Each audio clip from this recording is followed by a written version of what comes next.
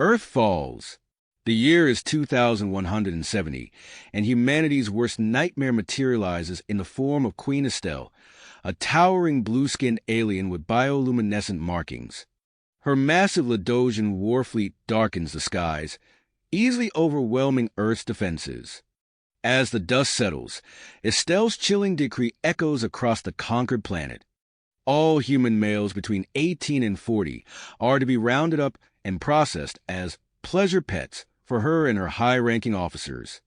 In the ruins of New York City, Douglas Evans, a 28-year-old former resistance fighter, attempts a desperate sabotage mission against a Ladosian processing facility. The acrid smell of burning circuitry fills his nostrils as he plants explosives, but the facility's alien security systems detect his presence. Alarms blare. Ladosian guards, their skin shimmering with an otherworldly glow, converge on his position. Douglas runs, his heart pounding in his ears. He ducks into a crumbling alleyway, hoping to lose his pursuers. But a net of crackling energy envelopes him, sending electricity coursing through his body. He falls, muscles spasming, as Ladosian hands grab him roughly. The processing facility looms before him, a grotesque fusion of alien technology and repurposed human architecture.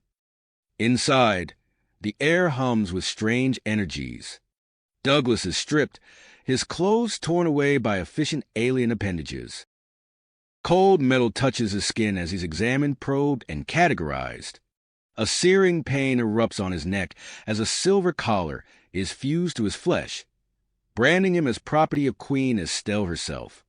Around him, thousands of other men undergo similar processing. Some whimper, others rage silently. They're sorted based on physical attributes assigned to various Ladosian nobles. Douglas watches as those deemed unfit are carted off to labor camps, joining the rest of Earth's population in servitude to their new alien overlords. A transport ship waits outside, its sleek design a stark contrast to the rubble surrounding it. As Douglas is led aboard, he witnesses the transformation of Earth's skyline. Alien architectural marvels rise from the ashes of human civilization. Towering crystal spires pierce the clouds, while floating platforms hover between them. The sight is both beautiful and terrifying, a testament to the advanced technology of their conquerors. Other alien races scurry about, clearly subservient to the Ladosians. Their presence hints at a vast interstellar empire, with Earth as its newest conquest. Douglas's mind reels at the implications, even as the transport ship lifts off, carrying him towards Queen Estelle's palace. The journey is a blur of pain and disorientation. At the palace, Douglas is subjected to a series of enhancements designed to increase his value as a pleasure pet. Injections of alien hormones burn through his veins, altering his physiology in ways he can't comprehend. Neural implants are inserted into his brain, their tendrils burrowing deep to ensure obedience. Finally, Douglas is presented to Queen Estelle in her private chambers. The alien ruler towers over him, her bioluminescent markings pulsing with an hypnotic rhythm. She inspects her new acquisition with predatory interest, running a clawed hand along his jawline. Despite the conditioning, despite the implant's screaming compliance in his mind, Douglas makes a silent vow. He will resist. He will find a way to overthrow this alien tyrant.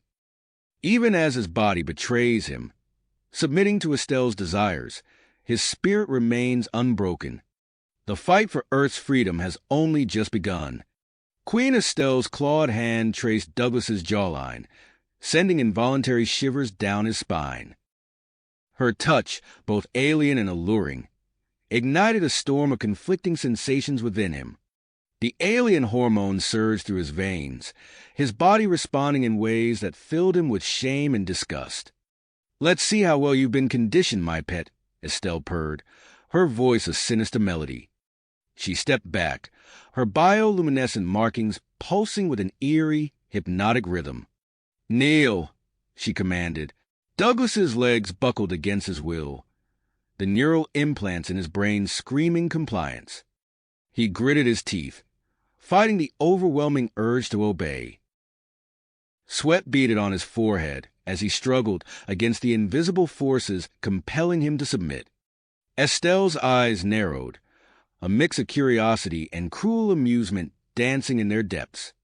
Interesting. You still resist.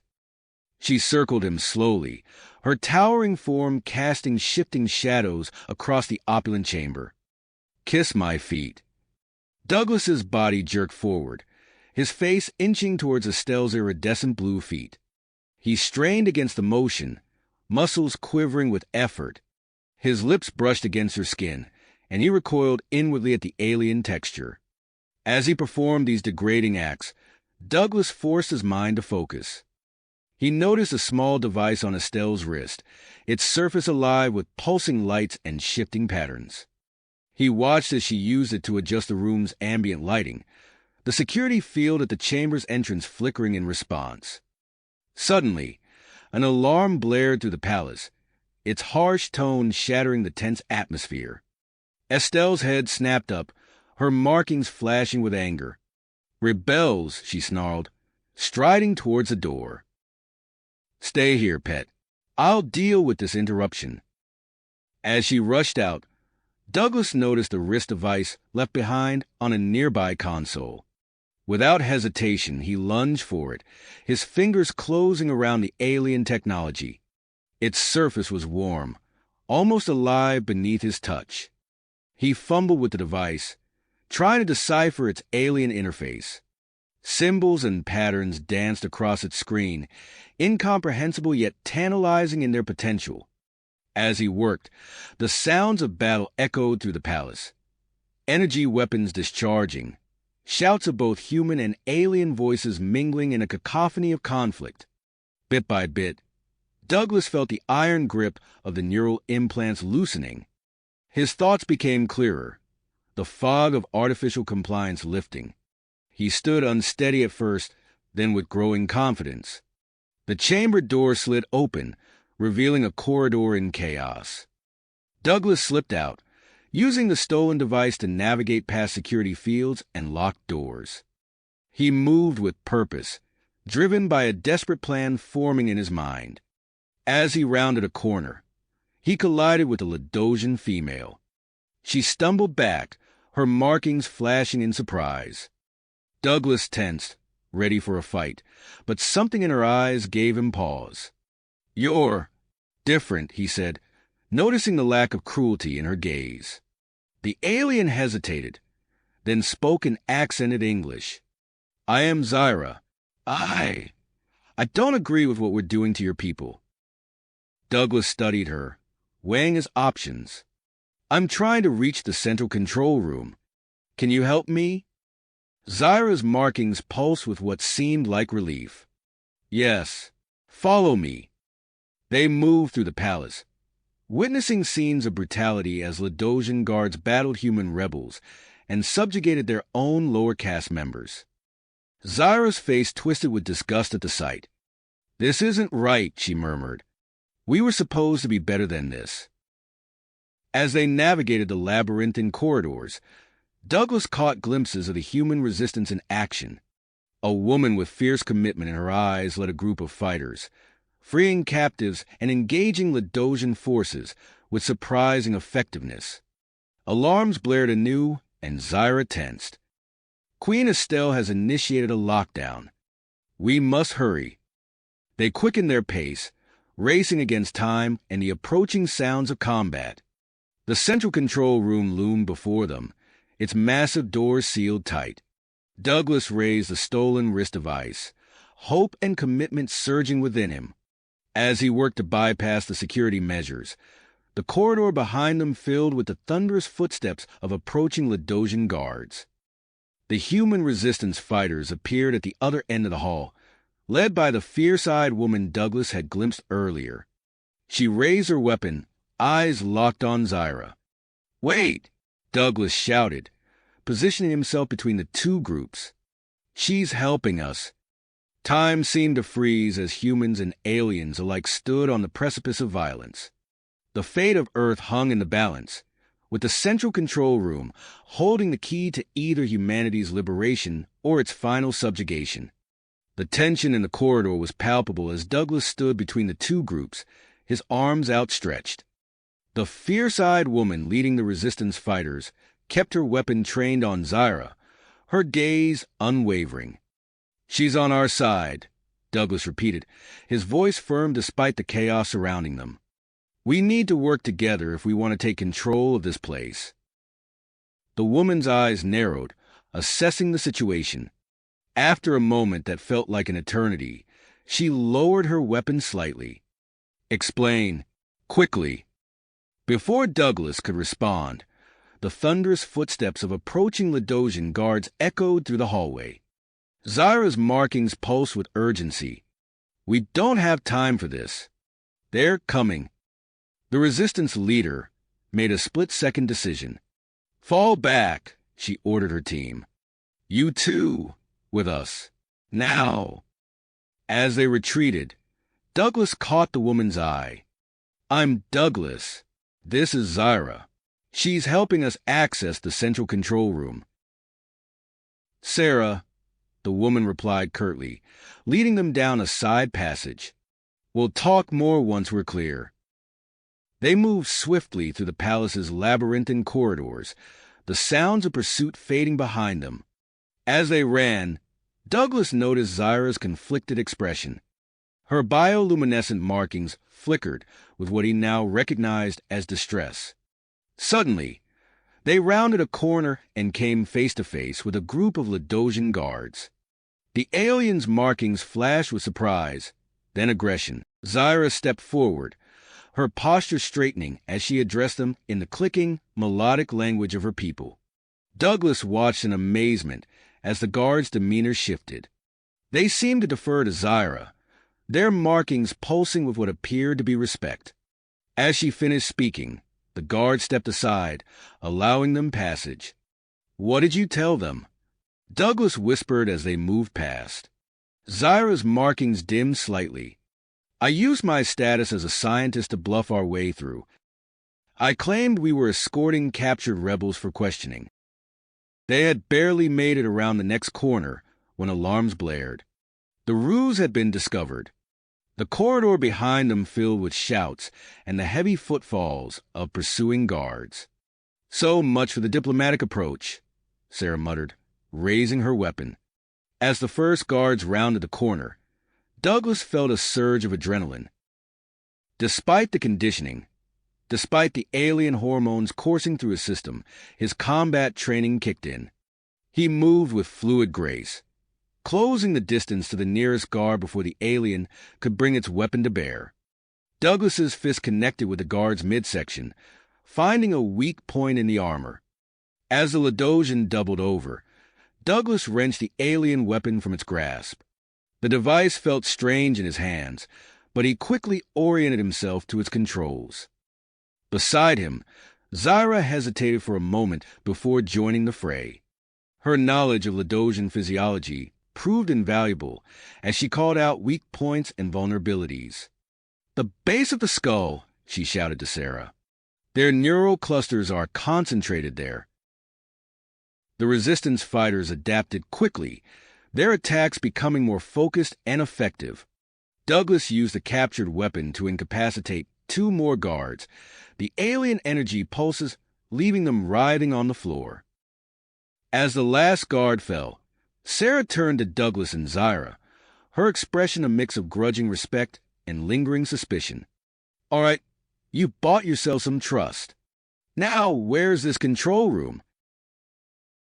They moved deeper into the palace, encountering pockets of resistance along the way. Each time, they worked together to overcome the Ladosian defenses. Douglas found himself impressed by the skills of Sarah's team, particularly a man she called Marcus. Marcus proved to be a skilled hacker, quickly deciphering alien computer systems to disable security measures and grant them access to restricted areas. His fingers flew over alien interfaces, leaving a trail of deactivated force fields and unlocked doors in their wake. As they neared the central control room, Douglas and Zyra found themselves separated from the main group during a particularly intense firefight. They ducked into a side passage, catching their breath as energy blasts scorched the walls around them. "This way," Zyra whispered, gesturing towards a nondescript door. "It's a shortcut to one of the research labs." They slipped inside, the door sealing behind them with a soft hiss. Douglas's eyes widened as he took in the scene before him. The laboratory was filled with strange equipment, glowing tanks of mysterious fluids, and holographic displays showing complex genetic sequences. Zyra moved through the lab, her markings pulsing with increasing distress as she examined the equipment. "No," she murmured, her voice barely audible. "This can't be." Douglas approached a nearby console, its screen flickering with data he couldn't comprehend. "What is all this, Zyra?" She turned to him, her eyes filled with a mixture of horror and guilt. "They've weaponized my research. These are plans for human Ladosian hybrids. Super soldiers." Her markings flashed with anger. "I never intended my work to be used like this." As Douglas processed this information, his gaze fell upon a small device nestled among the lab equipment. It looked different from the other Ladosian technology, its design more angular and utilitarian. He picked it up, feeling a strange resonance as it activated at his touch. "What is this?" he asked, showing it to Zyra. Her eyes widened in recognition. "It's a prototype neural dampener. It might be able to counteract the pleasure pet conditioning." Without hesitation, Douglas activated the device. A wave of clarity washed over him as the fog of artificial compliance lifted. He stood straighter, his mind clear and focused for the first time since his capture. "We need to get this data," he said, his voice filled with newfound perseverance. "It could be the key to freeing the other captured humans." As Zyra worked to download the research data, the sounds of battle grew closer. The lab's door trembled under the impact of energy weapons, the metal beginning to glow with heat. "We need to move," Douglas said, pocketing the neural dampener and the data crystal Zyra handed him. "The control room isn't far now." They slipped out through a secondary exit, just as the lab's main door burst open. As they raced towards their destination, the palace shook with the force of multiple explosions. The resistance was making its move. Rounding the final corner, they came face to face with their ultimate obstacle. Queen Estelle stood before them, clad in sleek battle armor that pulsed with bioluminescent energy. Her eyes narrowed as she took in the sight of Douglas and Zyra. "You disappoint me, pet," she hissed, her voice dripping with malice. "And you, Zyra, I expected better from one of our most promising scientists." Douglas dropped into a fighting stance, the neural dampener allowing him full control of his faculties. Zyra stood beside him, her markings pulsing with defiance. "We're done being your pawns, Estelle," Douglas growled. "This ends now." The Queen's armor hummed with power as she raised her hand, energy crackling between her fingers. "Oh, I agree," she said, her eyes gleaming with cruel anticipation. "This ends now." As Estelle launched her attack, Douglas and Zyra dove for cover, the air around them supercharged with alien energy. The battle for Earth's future had reached its critical moment, and the outcome hung precariously in the balance. Balance. The fate of Earth hung precariously in the balance as Douglas and Zyra faced off against Queen Estelle. Energy crackled through the air as Estelle unleashed a barrage of attacks.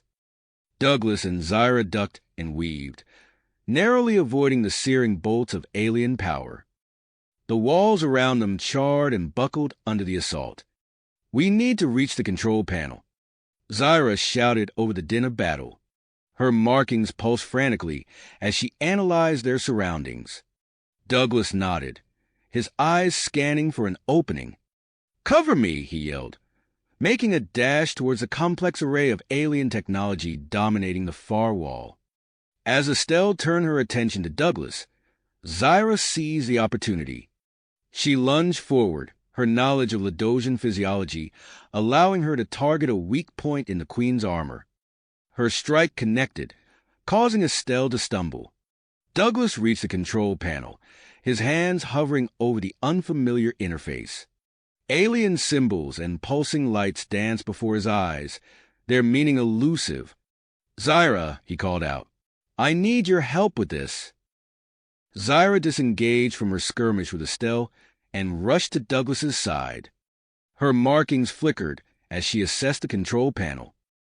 "This is more complex than I anticipated," she admitted, her voice tinged with frustration. "We need additional expertise." A bolt of energy scorched the wall beside them, reminding them of the imminent threat. Estelle advanced, her eyes blazing with fury. "You cannot hope to understand our technology, pet," she snarled at Douglas. "Your primitive mind is no match for Ladosian engineering." Zyra's markings suddenly pulsed with inspiration. "Dr. Lena Zerax," she exclaimed, "my colleague in xenotechnology." She expressed doubts about the invasion. "She might help us." Douglas nodded, ducking as another energy blast sailed over his head. "Can you contact her?" Zyra pulled out a small communication device, her fingers flying over its surface. The device chirped and hummed as it attempted to establish a connection. "Dr. Zerax." Zyra spoke urgently into the device. "This is Zyra. We need your help to operate the central control panel." There was a moment of tense silence, broken only by the sound of Estelle's approaching footsteps. Then, a voice crackled through the device. "Zyra, what's happening? The entire complex is in chaos." "No time to explain fully," Zyra replied.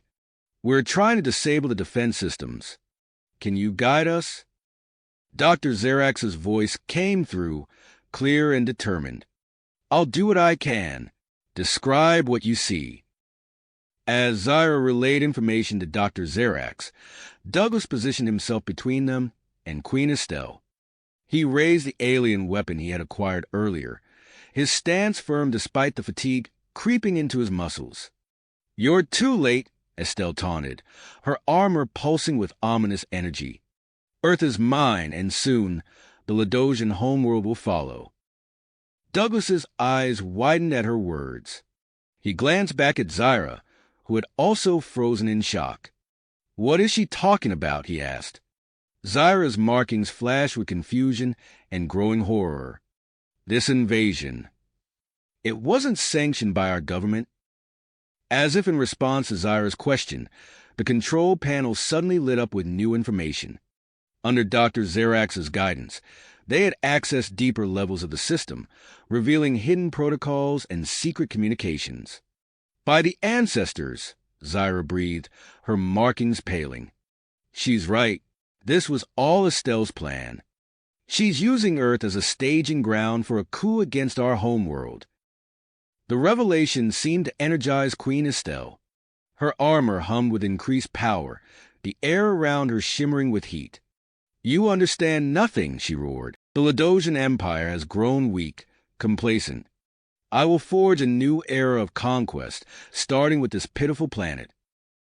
As Estelle launched herself at them with renewed fury, the palace shook with a series of explosions. Through the control room's view screens, Douglas could see the human resistance gaining ground, freed captives joining the fight against their former oppressors. "Douglas," Sarah's voice crackled through a communication device he had picked up earlier. "We've breached the inner defenses." "What's your status?" "We're in the control room," he replied, dodging another of Estelle's attacks. "But we're pinned down by the Queen herself." "Hold on," Sarah responded. "Marcus has hacked into their communication systems. We're coordinating a final push."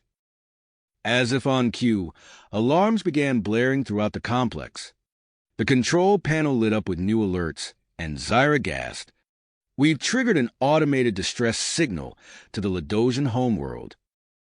Estelle's eyes widened in shock and rage. "No!" she screamed, redoubling her assault. "I will not be stopped now." The queen's armor began to pulse with an intense, unnatural light. The metal seemed to flow and reshape itself, conforming more closely to her body. Energy arced between the armor's plates, and Estelle's eyes glowed with an eerie, inhuman light. "She's activated some kind of hidden protocol in her armor," Zyra warned, her markings flashing with alarm. "The energy readings are off the charts." As Estelle's power surged, the very foundations of the palace began to tremble. Cracks appeared in the walls and floor, spreading rapidly as the structure groaned under the strain of the Queen's unleashed energy. "The entire complex is destabilizing." Dr. Zerax's voice came through the communicator, tinged with urgency. "You need to evacuate immediately." Douglas looked at the control panel, an idea forming in his mind. "Zyra, can we initiate an evacuation protocol for the humans and any sympathetic aliens?" Zyra nodded, her fingers flying over the interface. "Already on it. Dr. Zerax, we need the emergency evacuation codes." As Zyra worked feverishly to initiate the evacuation, Douglas faced off against the transformed Queen Estelle. Her movements were faster now, her attacks more devastating. He could feel the heat of her energy blasts even as they missed him by inches. The palace shuddered again, more violently this time. Chunks of the ceiling began to fall, forcing Douglas to divide his attention between avoiding Estelle's attacks and the collapsing structure. "Evacuation protocol activated," Zyra announced, her voice barely audible over the cacophony of alarms and crumbling architecture. Suddenly, the view screens lit up with a new image, a fleet of sleek, unfamiliar ships entering Earth's atmosphere. Zyra's markings pulsed with surprise and hope. The Ladosian peacekeeping fleet. They responded to the distress signal. Estelle let out a howl of rage, her armor now pulsing with an intensity that hurt to look at directly. The floor beneath her feet began to melt and warp. "We need to get out of here," Douglas shouted, grabbing Zyra's arm. "This whole place is coming down." As they made for the exit, Douglas could hear Sarah's voice through the communicator, coordinating with the resistance fighters. The sounds of battle echoed through the crumbling corridors, punctuated by the Queen's enraged screams. They burst out of the control room into chaos. Humans and aliens alike were running for safety as the palace collapsed around them. Douglas spotted Sarah and her team at the end of the corridor, waving them over. "The hangar," Sarah yelled as they approached. "We can use the Ladosian shuttles to evacuate." As they raced through the disintegrating palace, Douglas felt the weight of the data crystal in his pocket, the key to understanding Estelle's true plans and potentially freeing the remaining human captives. They had to ensure this information survived. The group rounded a corner, the hangar bay doors in sight. But before they could reach their goal, the wall beside them exploded inward. Queen Estelle, her armor now a blinding maelstrom of energy, stepped through the breach. "You will not escape," she roared, her voice distorted by the power surging through her. Douglas and his allies found themselves cornered, the hangar tantalizingly close, yet blocked by the enraged Queen. Above them, the Ladosian peacekeeping fleet drew nearer, their arrival adding yet another layer of urgency to the already fraught situation. As Estelle raised her hands, energy gathering for a final, devastating attack, Douglas knew that the next few moments would decide not just their fate, but the future of Earth itself. The air crackled with tension, the very fabric of reality seeming to warp around the Queen's unleashed power. In this crucible of chaos and destruction, the final battle for humanity's freedom was about to be fought. Fought! Time seemed to slow as Douglas locked eyes with Queen Estelle, her armor pulsing with blinding energy. In that moment, a plan crystallized in his mind. "Zyra," he called out, his voice barely audible over the din of destruction, I need you to distract her. Zyra nodded, her markings flashing with persistence. She darted to the side, drawing Estelle's attention with a series of quick movements. As the queen turned to track Zyra, Douglas saw his opening. He lunged forward, his enhanced physique allowing him to move with startling speed. His hands found the vulnerable power coupling he had noticed countless times during his captivity, a small imperfection in the otherwise seamless armor. Estelle realized his intent a moment too late. Douglas gripped the coupling and wrenched it with all his strength. The armor's energy field fluctuated wildly, arcs of power dancing across its surface. Estelle let out an inhuman shriek as the suit's systems overloaded, temporarily incapacitating her. "Now!" Douglas shouted, grabbing Zyra's arm and sprinting towards the exit.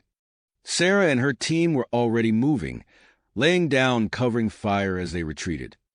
They raced through crumbling corridors, the palace disintegrating around them. Chunks of alien architecture rained down, forcing them to dodge and weave. The air crackled with unstable energy discharges from damaged Ledosian technology, casting eerie shadows on the walls. As they ran, Zyra spoke breathlessly. "Douglas, those genetic experiments we found, they weren't sanctioned by our government. They were Estelle's personal project." "What?" Douglas gasped, vaulting over a fallen support beam. "She was obsessed with creating a perfect hybrid species," Zyra explained, her markings pulsing rapidly, combining human adaptability with Ledosian strength. You might be closer to her ideal than she realized." Douglas had no time to process this information as they rounded a corner and burst into the palace hangar. The scene before them was pure chaos. Ledosian soldiers and human rebels clashed in a desperate struggle for control of the remaining shuttles. "Marcus," Sarah shouted into her communicator. "We need an exit." "On it," came the reply.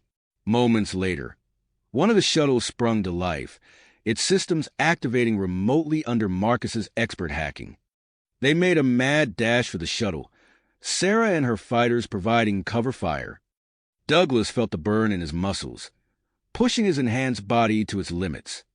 As they neared the shuttle's ramp, a familiar voice rang out behind them. "You will not escape me."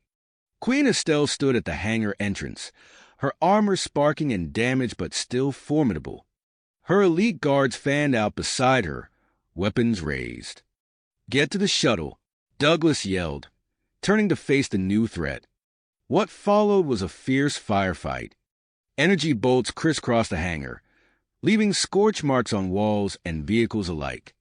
Sarah and her team took up defensive positions, returning fire with stolen Ledosian weapons. Douglas found himself relying on instincts he didn't know he possessed. He moved with inhuman speed and agility, using fallen debris as cover and even managing to disarm one of Estelle's guards in close combat. Inside the shuttle, Zyra worked feverishly to get the systems online. The engines hummed to life, and the ramp began to close. "We're ready for takeoff," she called out. Douglas turned to make a final sprint for the shuttle when he saw Estelle charging towards them, her damaged armor crackling with energy. Without thinking, he positioned himself between her and the closing ramp. Estelle collided with him, the impact sending them both tumbling into the shuttle just as the ramp sealed. The Queen's armored hand wrapped around Douglas's throat as they grappled in the confined space. "Zyra, go," Sarah shouted, unable to get a clear shot at Estelle without risking Douglas. The shuttle lurched as it took off, throwing its occupants off balance. Douglas used the momentum to break free of Estelle's grip, slamming his elbow into a weak point in her armor. The Queen howled in pain and fury. As the shuttle climbed higher, Estelle made a desperate lunge for the cockpit. Douglas intercepted her, and their struggle brought them dangerously close to the airlock controls. "You've ruined everything," Estelle snarled, her eyes wild with rage. Douglas saw no other option. He slammed his hand on the airlock release and the door hissed open. The sudden decompression caught Estelle off guard, and she was pulled towards the opening. In a final, desperate move, Douglas kicked out, striking the already damaged power core of Estelle's armor. The suit systems failed completely, and the Queen lost her grip on the shuttle's interior. With a scream of defiance, she was sucked out into the open air. Douglas felt himself being pulled towards the airlock, the thin atmosphere tearing at his skin. Just as his grip began to fail, a hand seized his arm. Zyra, her own safety harness straining against the force of the wind, hauled him back inside. Together, they managed to seal the airlock. Gasping for breath, Douglas collapsed to the shuttle's floor. Zyra knelt beside him, her markings pulsing with concern as she examined his injuries. "Your physiology," she murmured, her eyes wide. "The changes are more extensive than I thought. You shouldn't have survived that exposure." Before Douglas could respond, Sarah's voice cut through the moment. "We've got company." Through the shuttle's view screen, they saw massive ships entering the atmosphere. The Ladosian peacekeeping fleet had arrived. As they watched, the fleet began systematically neutralizing Estelle's forces on the ground. A transmission crackled through the shuttle's communication system. "Unidentified vessel.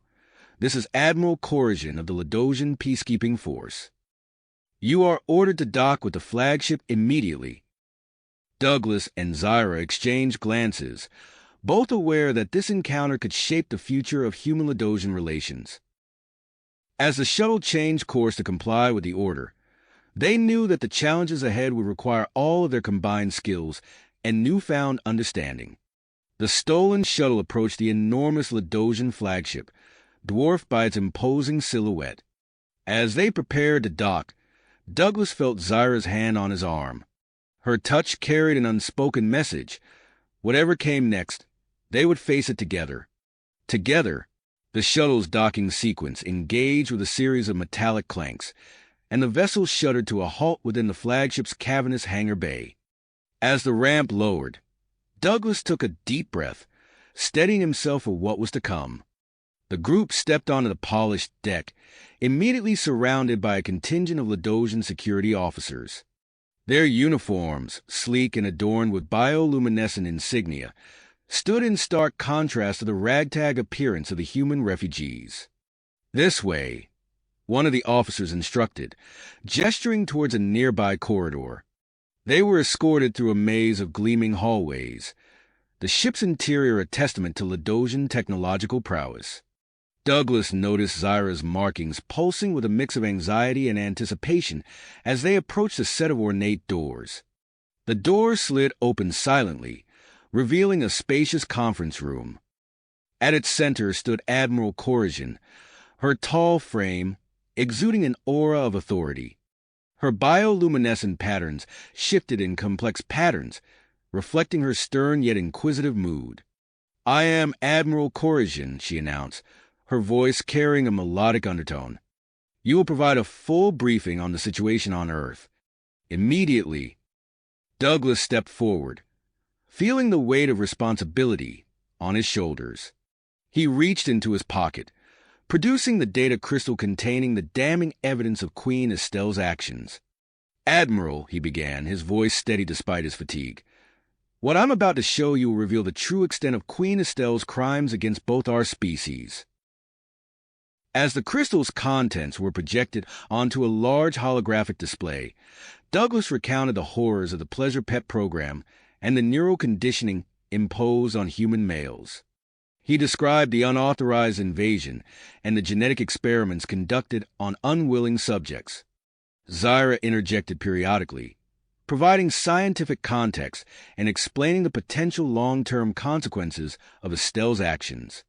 Her markings pulsed with a mix of shame and drive as she exposed the dark underbelly of her own society. Sarah Connor, her face etched with the weariness of prolonged resistance, offered tactical information about the current state of Earth's defenses and the scattered human resistance cells. As the briefing progressed, Admiral Corrigan's expression grew increasingly grave. Her bioluminescent patterns shifted to darker hues, reflecting her growing disturbance at the revelations. "This is unconscionable," she declared, her voice tight with controlled anger. "I am ordering an immediate cessation of all hostile activities on Earth. Peacekeeping forces will be dispatched to secure Ladosian installations and rescue human captives." The Admiral turned to a nearby console, her fingers dancing across the interface. "I am also initiating a galaxy-wide alert for the apprehension of Queen Estelle. She is now considered a fugitive from Ladosian justice." A wave of relief washed over the group, but it was short-lived for Douglas. Without warning, his body temperature spiked, and his muscles began to spasm uncontrollably. He stumbled, catching himself on the edge of the conference table. "Douglas!" Zyra exclaimed, her markings flashing with alarm. She rushed to his side, supporting his trembling frame. "We need to get him to the medical bay immediately. These are side effects of the genetic modifications." Admiral Corrigan nodded sharply, gesturing to one of her officers. "Escort them to the medical bay at once. Provide all necessary assistance." As Douglas was hurried out of the room, Sarah Connor and Marcus Wright remained behind, seizing the opportunity to coordinate with the resistance forces on Earth. They huddled around a tactical display, planning a global operation to liberate the labor camps and dismantle the remaining Ladosian control structures. In the sterile environment of the flagship's advanced medical bay, Ladosian doctors swarmed around Douglas, their bioluminescent markings pulsing with urgency as they assessed his condition. Zyra stood nearby, her scientific mind racing as she interpreted the stream of data flowing across the medical displays. "The genetic alterations are becoming unstable," one of the doctors announced, his markings flashing with concern. "The human-Ladosian DNA combination is causing unforeseen complications. If we don't act quickly, we could lose him." Zyra stepped forward, her own markings pulsing with tenacity. "I have an idea," she said, her voice steady despite the gravity of the situation. "We can use the quantum cellular stabilizer to realign his genetic structure. It's risky, but it might be our only chance." The lead doctor hesitated, his markings flickering with uncertainty. "That technology is still experimental. The potential side effects are better than the alternative," Zyra interrupted, her gaze fixed on Douglas's writhing form. "I'll take full responsibility. Let's begin." As the medical team prepared for the procedure, Douglas's consciousness wavered. Through the haze of pain, he caught glimpses of Zyra's face, her expression a mix of concern and fierce concentration. He wanted to reach out to her, to thank her for everything, but the darkness pulled him under before he could form the words. The stabilization process was grueling, pushing both Ladosian technology and Zyra's expertise to their limits. Hours ticked by as the quantum cellular stabilizer worked to harmonize the conflicting strands of DNA within Douglas's body. As the procedure neared its completion, Zyra noticed something unexpected in the data readings. The stabilized genetic structure was exhibiting properties she had never seen before. Douglas's physiology was adapting, integrating Ladosian characteristics in ways that defied her understanding of xenobiology. Just as the final sequence initiated, alarms blared throughout the medical bay. A breathless officer burst through the doors, his markings pulsing with urgency. "Dr. Zyra," he gasped, "Admiral Corrigan requests your presence immediately. We received reports of Ladosian insurgents loyal to Queen Estelle regrouping on Earth. And there's more." Zyra's markings flashed with surprise and concern. She glanced at Douglas, still unconscious but now stable, before turning back to the officer. "What is it?" The officer's markings dimmed, conveying the gravity of his next words. "Queen Estelle has resurfaced. She's taken control of a hidden weapons facility in the Arctic and is threatening a massive attack unless her demands are met." Zyra felt a chill run through her body, realizing that their victory had been premature. As she prepared to follow the officer, she cast one last look at Douglas. The monitors showed his vital signs strengthening, his body adapting to its new hybrid state. She leaned close, her markings pulsing with a complex mix of emotions. "Get well soon, Douglas," she whispered. "I have a feeling we're going to need you for what comes next." With that, Zyra straightened and strode out of the medical bay, her mind already racing with the implications of this new threat. As the doors closed behind her, Douglas lay motionless, his altered physiology continuing to evolve in ways that would soon reshape the course of the conflict. As the doors closed behind Zyra, Douglas's unconscious form continued to evolve. His cells restructured themselves, integrating Ladosian DNA in ways that defied conventional understanding of xenobiology. Hours passed, and the medical bay remained a hive of activity as doctors monitored his progress.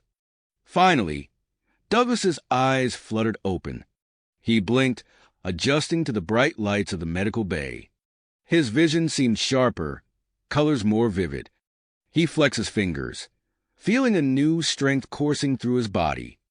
"Welcome back," a Ladosian doctor said, his markings pulsing with relief. "How do you feel?" Douglas sat up, surprised by the ease with which he moved. "Different," he replied, his voice steady. "Stronger." Before he could ask any questions, the door slid open. Admiral Corazon strode in, her expression grave. "Mr. Lambert, we have a situation. Queen Estelle has resurfaced." Douglas's eyes widened. "What? How?" "She's taken control of a hidden weapons facility in the Arctic," Corazon explained. "We need your help." The Admiral briefed Douglas on the developing crisis. As she spoke, he felt a newfound clarity of thought, processing the information with remarkable speed. "I'm putting together a special operations team," Corazon said. "Given your unique abilities, I want you to lead it." Douglas nodded, a sense of purpose filling him. "When do we start?" "Immediately. But first, you need to understand your new capabilities." Over the next few days, Douglas underwent intensive training. Zyra oversaw his preparation, her scientific expertise proving invaluable as she helped him explore the limits of his enhanced physiology. In the flagship's training arena, Douglas faced off against holographic opponents. He moved with inhuman speed and agility, his reflexes sharper than ever before. Zyra watched from a control booth, her markings pulsing with a mix of professional interest and something deeper. "Try interfacing with the Ladosian tech," Zyra instructed through the comm system. Douglas approached a sealed door, placing his hand on the access panel. To his amazement, he felt a connection forming. Information flowed into his mind, and the door slid open effortlessly. "Incredible," Zyra murmured, her eyes fixed on the readings. As the training progressed, Douglas and Zyra found themselves spending more time together. Their conversations extended beyond his abilities, touching on their experiences and hopes for the future. A tension grew between them, unspoken but palpable. Finally, the day of the mission arrived. Douglas stood in the hangar bay, surrounded by his team, a mix of human resistance fighters and Ladosian peacekeepers. The group represented a new era of cooperation between the two species. Zyra approached, her markings pulsing with concern. "Be careful out there," she said, her voice low. Douglas nodded, fighting the urge to reach out to her. "I will. We'll stop Estelle and end this once and for all." The team boarded their stealth shuttle, its Ladosian technology rendering them nearly invisible. As they left the flagship, Douglas felt the weight of responsibility on his shoulders. The fate of two worlds rested on the success of their mission. The Arctic landscape stretched out below them, a vast expanse of white broken only by jagged ice formations. Douglas scanned the terrain, his enhanced vision picking out details invisible to normal human eyes. "There," he said, pointing to a seemingly innocuous glacier. "I'm detecting energy signatures beneath the ice." The shuttle landed silently, and the team disembarked. They moved swiftly across the frozen ground, their thermal suits protecting them from the biting cold. As they neared the hidden entrance, Douglas sensed movement. "Watch out," he called, just as a group of figures emerged from behind an ice ridge. The attackers moved with inhuman speed and strength, Humidogesian hybrids created by Estelle. Douglas engaged the nearest one, his own hybrid abilities allowing him to match their power. The battle was fierce but brief. Douglas's team, with their superior training and control, overcame the hybrids. As the last attacker fell, Douglas approached the hidden entrance to Estelle's facility. He placed his hand on the icy surface, reaching out with his newfound abilities. Information flooded his mind, schematics, security protocols, and glimpses of the horrors that lay within. "I'm in," Douglas said, his voice grim. "Prepare yourselves. What we find inside won't be pretty." The entrance slid open, revealing a dark tunnel leading into the heart of the glacier. Douglas took a deep breath, steeling himself for what lay ahead. With a nod to his team, he stepped forward into the unknown, ready to confront Queen Estelle and end her reign of terror once and for all. The team moved swiftly through the facility, encountering sporadic resistance from Estelle's remaining loyalists. Douglas's enhanced abilities proved invaluable as he effortlessly interfaced with security systems, guiding them past potential ambushes and traps. As they approached the central chamber, Douglas felt a familiar presence. "She's here," he whispered, his senses on high alert. The doors slid open, revealing Queen Estelle surrounded by a group of heavily armed guards. Her eyes widened in surprise at the sight of Douglas. "You," she hissed, her voice dripping with venom. "My greatest creation, turned against me." Douglas stepped forward, his team fanning out behind him. "It's over, Estelle. Surrender now, and we can end this without further bloodshed." The Queen's laugh was cold and mirthless. "You fool. Did you think I wouldn't have a contingency plan?" She raised her hand, revealing a small device. Before anyone could react, she pressed a button. The facility shuddered, and alarms blared throughout the complex. "This entire base is set to self-destruct," Estelle announced, her eyes gleaming with madness. "If I can't have Earth, no one will." Douglas's mind raced, processing the information at superhuman speed. He turned to his team. "Get everyone out now. I'll deal with Estelle and disable the self-destruct sequence." As his team began evacuating the facility, Douglas faced off against Estelle and her guards. The battle was intense, with Douglas pushing his new abilities to their limits. He moved with incredible speed and precision, disarming the guards while avoiding their attacks. Estelle, realizing she was outmatched, fled deeper into the facility. Douglas pursued her, navigating the maze-like corridors with unerring accuracy thanks to his connection to the base's systems. He cornered her in a small control room, where she was frantically trying to access an escape pod. Douglas approached cautiously, aware of the dwindling time before the base's destruction. "It's done, Estelle," he said firmly. "Come quietly, and you'll face a fair trial." The Queen turned, her face contorted with rage and desperation. "Never. I'd rather die than submit to the likes of you." She lunged at Douglas with unexpected speed, a hidden blade glinting in her hand.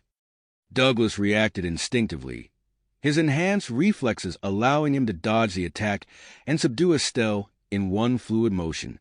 With Estelle restrained, Douglas accessed the facility's main computer.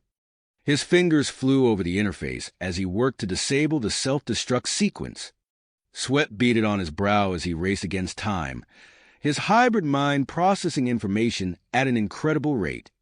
With seconds to spare, Douglas succeeded in halting the countdown. He let out a breath he hadn't realized he'd been holding, then turned his attention back to the captured queen. "It's time to go," he said, securing her bonds. "You have a lot to answer for." As they emerged from the facility, Douglas was greeted by the sight of his team and a contingent of Ladosian peacekeepers. Zyra rushed forward, her markings pulsing with relief. "You did it," she said, her eyes shining with admiration. Douglas nodded, feeling the weight of exhaustion settling over him. "It's not over yet," he replied, glancing at the sullen form of Queen Estelle. "We still have a lot of work to do." The team boarded their shuttle, Queen Estelle securely in custody. As they lifted off, leaving the Arctic facility behind, Douglas felt a mix of relief and apprehension. They had won a significant victory, but he sensed that greater challenges lay ahead. Upon returning to the Ladosian flagship, Douglas and his team were met with a hero's welcome. Admiral Corazon personally congratulated them on their success. However, the celebratory mood was short-lived. "We have a new situation," Corazon announced, her markings pulsing with urgency. "We've received word from the Ladosian homeworld. There's been a coup attempt." Douglas felt a jolt of surprise. "A coup? By whom?" "Estelle's collaborators within the Empire," the Admiral explained. "They're trying to seize control and derail the peace process with Earth." Zyra stepped forward, her scientific mind already analyzing the situation. "We need to act quickly. If they succeed, it could undo everything we've accomplished."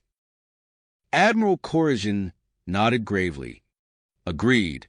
That's why I'm assembling a task force to address both the coup and the ongoing liberation efforts on Earth." She turned to Douglas. "Mr. Lambert, given your unique abilities and first-hand experience with Estelle's regime, I want you to lead a diplomatic mission to our capital."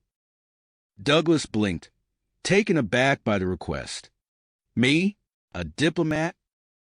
"Your hybrid nature makes you uniquely qualified," Corazon explained. "You can bridge the gap between our species in ways no one else can." Zyra placed a hand on Douglas's arm, her touch sending a subtle current through his enhanced nervous system.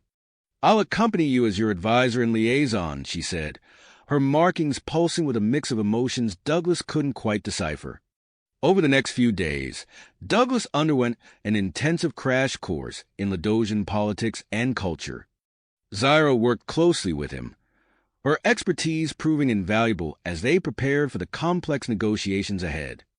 As they spent more time together, Douglas found himself increasingly aware of Zyra's presence.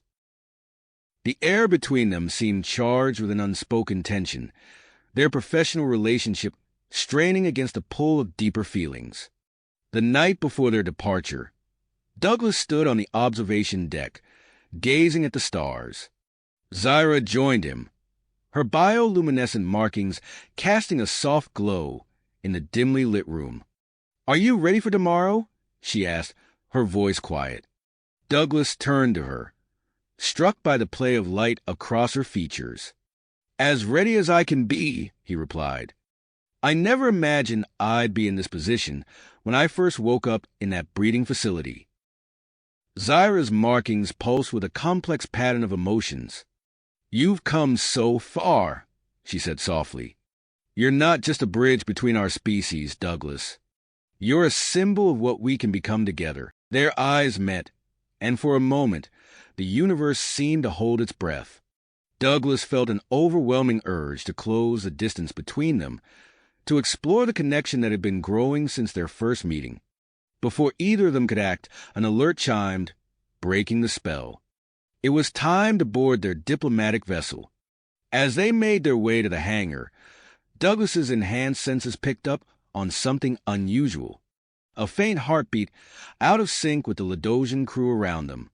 He paused, focusing on the sound. "What is it?" Zyra asked, noticing his hesitation. Douglas moved towards a stack of supply crates, his movements swift and precise. He reached behind them and, to Zyra's surprise, pulled out a young human male. "Who are you?" Douglas demanded, his voice firm but not unkind. The boy's eyes widened with a mix of fear and awe. I'm Alex," he stammered. "Please don't send me back. I escaped from one of the breeding facilities, and I have information about Estelle's experiments." Douglas and Zyra exchanged a look, realizing that their mission had just become even more complicated. As they ushered Alex onto the diplomatic vessel, Douglas couldn't shake the feeling that this unexpected stowaway might hold the key to unraveling Estelle's final secrets. The ship's engines hummed to life, and as they lifted off, Douglas steeled himself for the challenges that lay ahead. The fate of two worlds now rested on his shoulders, and he was determined to see this through to the end. The fate of two worlds now rested on his shoulders, and he was determined to see this through to the very end. As their ship entered Earth's atmosphere, Douglas felt a mix of anticipation and trepidation. The familiar blue-green orb of his home planet filled the view screen, but the world he was returning to was far different from the one he had left. Their landing was met with a flurry of activity. Before Douglas and Zyra could even step off the ship, they were approached by a group of urgent-looking officials. Admiral Corazian's holographic form flickered to life beside them, her markings pulsing with concern. "We have a situation," she said without preamble. "News of Estelle's hybrid offspring program has leaked. It's causing widespread panic among both humans and Ladosians." Douglas felt a knot form in his stomach. "How bad is it?" A human official stepped forward, her face grim. "We're receiving reports of isolated communities harboring these hybrid children. They're afraid of retribution from both sides." Zyra's markings flashed with alarm. "We can't let this escalate. These children are innocent victims." Admiral Corazian nodded. "Agreed. That's why we're forming a joint human-Ladosian task force to locate and secure these hybrid offspring. Douglas, Zyra, you'll be leading this operation." Douglas exchanged a glance with Zyra, seeing his own tenacity reflected in her eyes. "We're ready," he said. Their first mission took them to a remote Pacific island. As they approached in a stealth shuttle, Douglas studied the satellite imagery on the holographic display. Those energy signatures definitely matched Ladosian tech, he observed. Suddenly, the shuttle systems flickered and died. Zyra's hands flew over the controls. "We've hit some kind of electromagnetic field. All our advanced equipment is offline." Douglas took manual control, guiding the shuttle to a rough landing on a stretch of beach. As the team disembarked, he reached out with his enhanced senses, detecting faint energy pulses coming from the island's interior. "This way," he said, leading the group into the dense jungle. They trekked through the lush vegetation, the humidity causing their clothes to stick to their skin. Douglas moved with fluid grace, his hybrid physiology allowing him to navigate the difficult terrain with ease. Zyra kept pace beside him, her scientific mind analyzing every detail of their surroundings. After hours of grueling travel, they came upon a clearing. Douglas held up a hand, signaling the team to stop. He focused his enhanced vision on a seemingly ordinary rock face, detecting the faintest outline of a hidden entrance. "There," he whispered, pointing it out to the others. As they approached, the rock face shimmered and disappeared, revealing a high-tech facility seamlessly integrated into the natural environment. A group of armed individuals, a mix of humans and Ladosians, emerged, their weapons trained on the task force. "Stop right there," one of them called out. "Who are you and what do you want?" Douglas stepped forward, his hands raised in a gesture of peace. "I'm Douglas Lambert. We're here on behalf of the joint Earth-Ladosian government. We mean you no harm." The guards exchanged uneasy glances. Finally, one of them, a Ladosian with intricate markings, lowered his weapon. "You're the hybrid who helped bring down Estelle," he said, recognition dawning in his eyes. Douglas nodded. "We're here about the children." The tension in the air was palpable. After a moment of silent communication among the guards, they lowered their weapons. "Follow us," the Ladosian said. They were led into the facility, descending into a vast underground complex. As they walked, Douglas caught glimpses of children, some looking fully human, others with distinct Ladosian features, and many somewhere in between. His heart ached at the sight of them, remembering his own experiences as a newly transformed hybrid. In a large central chamber, they met with the facility's leaders. A human woman stepped forward, her eyes wary but determined. "I'm Dr. Elena Reeves," she introduced herself. "We were part of a secret faction within Estelle's regime. We disagreed with her methods and have been protecting these children ever since." Zyra's markings pulsed with a mix of emotions. "How many are there?" "Over 100, Dr. Reeves replied, "ranging from infants to teenagers. Many of them have unique abilities." As if on cue, a young girl no older than 12 approached them. With a wave of her hand, she manipulated the facility's holographic systems, creating a dazzling display of light and information. Douglas watched in amazement, recognizing the potential these children represented. But he also understood the fear they could inspire in others. He turned to Dr. Reeves, his expression serious. "We're here to help, but we need to move quickly. The existence of this facility and others like it has become public knowledge.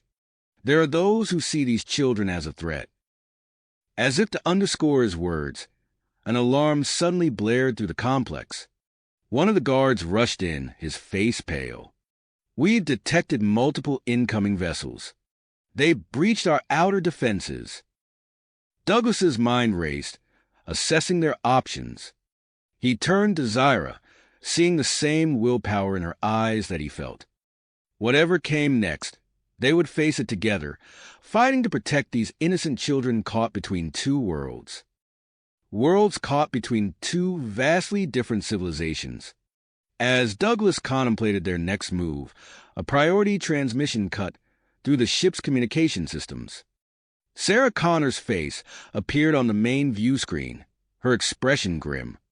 "Douglas, we have an emergency," Sarah's voice crackled with urgency. "A massive Ladosian warship has just emerged from an underground hangar in the Sahara Desert. We believe it's under the control of Estelle's loyalists." The news sent a ripple of shock through the bridge. Douglas exchanged a quick glance with Zyra, both realizing the implications of this development.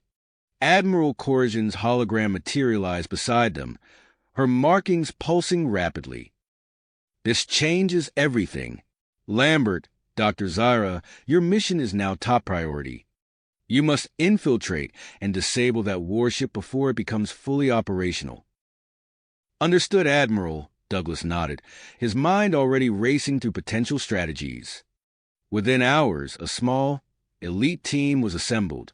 Human resistance fighters and Ladosian special forces stood side by side, united by their common goal. Among them was Lyra, the young hybrid girl from the Pacific Island facility.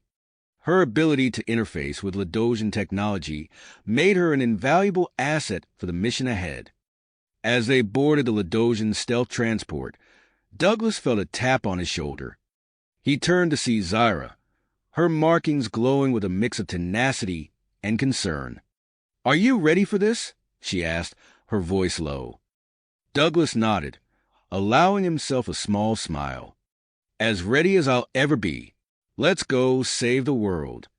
Again, the transport lifted off, its advanced cloaking technology rendering it invisible to conventional detection methods. As they approached the Sahara, the pilot's voice came over the intercom.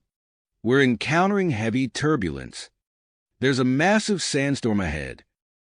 Douglas moved to the cockpit, his enhanced senses already picking up the swirling patterns of the storm. "I can guide us through," he said, placing a hand on the pilot's shoulder. "Follow my directions." For the next tense minutes, Douglas called out course corrections, his hybrid physiology allowing him to perceive safe passages through the raging tempest. The transport shuddered and creaked, but held steady under his guidance. As they emerged from the storm, a colossal structure loomed before them. The Ladosian warship sat half buried in the sand, its sleek lines a stark contrast to the rugged desert landscape. Surrounding it was a sprawling network of tunnels and facilities, barely visible beneath the dunes. "We'll need to move fast," Zyra said, studying the holographic layout of the complex. "Once we're inside, we'll split into two teams. Douglas, you lead the assault on the bridge. Lyra and I will head for the engine room to sabotage the power systems." As the team prepared for insertion, Douglas pulled Lyra aside. "Are you sure you're up for this?" he asked, noting the nervous energy radiating from the young hybrid. Lyra's eyes flashed with drive. "I can do this. I have to do this. For all the others like us." Douglas nodded, feeling a surge of pride for the resilience of these hybrid children. "All right, stay close to Zyra and trust your instincts." The team deployed under the cover of darkness, using the lingering sandstorm as additional camouflage. As they approached the facility's entrance, Lyra stepped forward, her eyes glazing over as she connected with the base's security systems. "I've created a loop in their surveillance feed," she whispered. "We should have a clear path to the main access point." Moving swiftly through the underground complex, the team encountered surprisingly little resistance. Douglas's enhanced senses allowed him to detect and avoid patrol routes, while Lyra's abilities kept them one step ahead of the base's automated security measures. As they delved deeper, Douglas and Zyra discovered a disturbing truth. The warship wasn't just a military asset. It was a mobile laboratory. Holographic displays showed ongoing hybrid experiments, using captive humans and Ladosians as unwilling test subjects. "This is worse than we thought," Zyra said, her markings pulsing with anger and disgust. "We need to shut this down and free those prisoners." The team reached a junction, and it was time to split up. Douglas turned to Zyra, words failing him as he tried to express the tumult of emotions he felt. She seemed to understand, reaching out to briefly touch his arm, her markings glowing with a complex pattern he couldn't quite decipher. "Be careful," she said simply. "You too," Douglas replied, then turned to his assault team. "Let's move." As Douglas led his group towards a bridge, they encountered increasingly heavy resistance. Ladosian security forces, armed with advanced energy weapons, poured into the corridors. Douglas found himself torn, his hybrid nature making each confrontation a personal struggle. He opted for non-lethal tactics where possible, using his enhanced strength and speed to disarm and incapacitate rather than kill. His team followed suit, employing stun weapons and martial arts techniques to subdue their opponents. Meanwhile, Zyra and Lyra made their way to the engine room. The vast chamber hummed with hardly restrained energy, the warship's power core a pulsing orb of light at its center. "Okay, Lyra," Zyra said, her scientific mind already analyzing the complex systems before them. "We need to initiate a cascade failure in the power core. Can you interface with the main control panel?" Lyra nodded, her eyes going distant as she connected with the ship's systems. Her face contorted with concentration, sweat beading on her forehead as she grappled with the advanced Ladosian technology. It's fighting me," she gasped. "There are safeguards I've never encountered before." Zyra placed a comforting hand on the girl's shoulder. "You can do this, Lyra. Focus on the power fluctuations. Look for patterns in the energy flow." On the bridge, Douglas and his team burst through the final set of blast doors. They found themselves face to face with Krell, a high-ranking Ladosian officer and one of Estelle's most trusted lieutenants. "So, the abomination returns," Krell sneered, his markings flashing with contempt. "You think you can stop us? This ship will usher in a new era of Ladosian dominance." Douglas stepped forward, his hybrid physiology allowing him to match Krell's imposing stature. "It's over, Krell. Surrender now, and we can end this without further bloodshed." Krell's response was a vicious energy blast that Douglas barely managed to dodge. The bridge erupted into chaos as Douglas and Krell engaged in a fierce hand-to-hand battle, their enhanced abilities turning the confrontation into a blur of motion. As they fought, alarms began to blare throughout the ship. Krell's eyes widened in disbelief. No! The power core. In the engine room, Lyra had finally broken through the last of the safeguards. The power core's pulsing increased in speed and intensity, energy arcing dangerously across the chamber. "We did it!" Lyra exclaimed, her face flushed with exertion and triumph. But their victory was short-lived. A massive surge of energy sealed the engine room's blast doors, trapping them inside. Zyra's markings flashed with alarm as she read the environmental sensors. "The radiation levels are spiking," she said, her voice tight with concern. "We need to get out of here, fast." Back on the bridge, Douglas sensed the ship's imminent destruction. He had Krell pinned, the Ladosian officer battered but still defiant.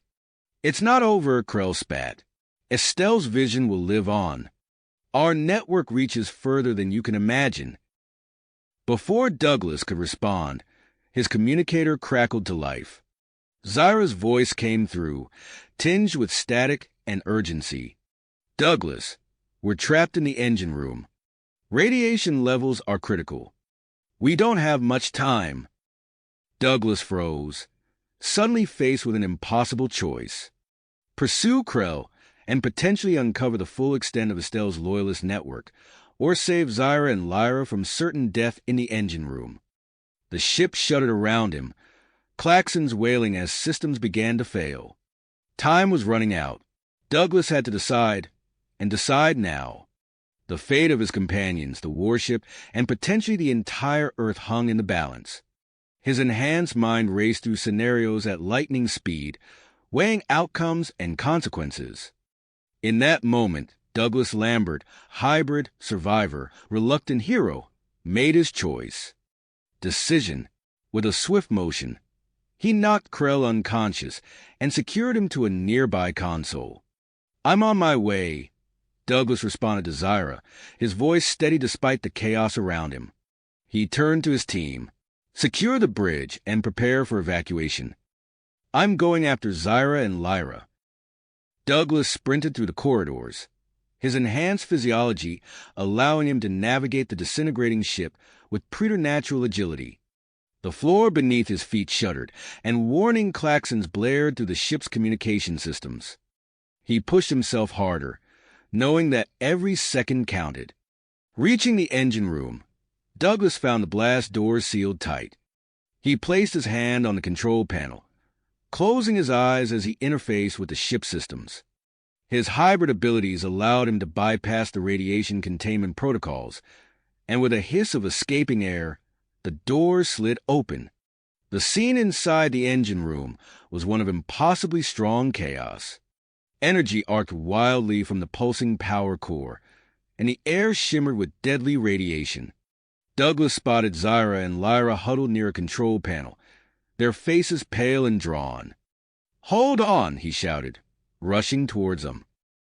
Douglas scooped Lyra into his arms and supported Zyra as they stumbled towards the exit. The radiation burned his skin, but his hybrid physiology provided some protection against its worst effects. As they staggered into the corridor, a violent tremor shook the ship. Douglas steadied them against a wall. "We need to get to the hangar bay," he said, his eyes scanning for the quickest route. They fought their way through the disintegrating warship, dodging falling debris and panicked crew members. Douglas's enhanced senses allowed him to anticipate danger, guiding them safely through the chaos.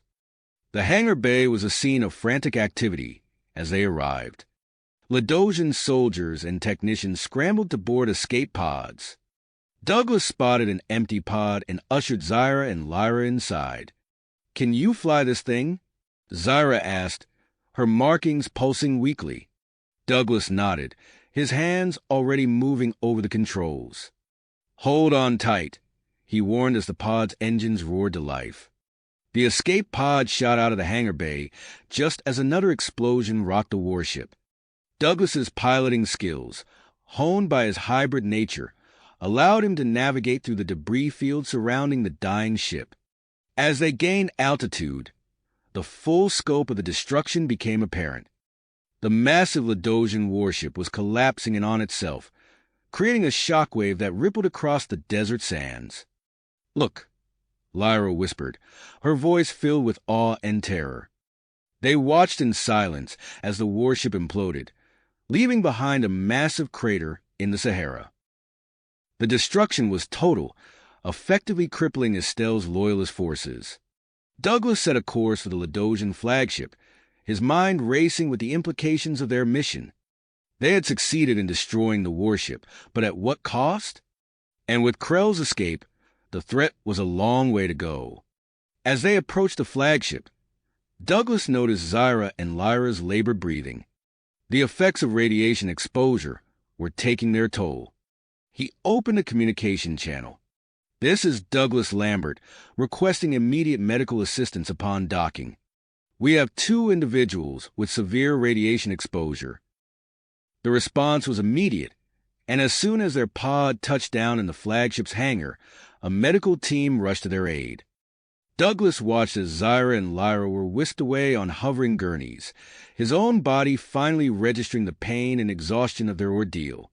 A medical officer approached him, scanner in hand. "Sir, you need treatment as well."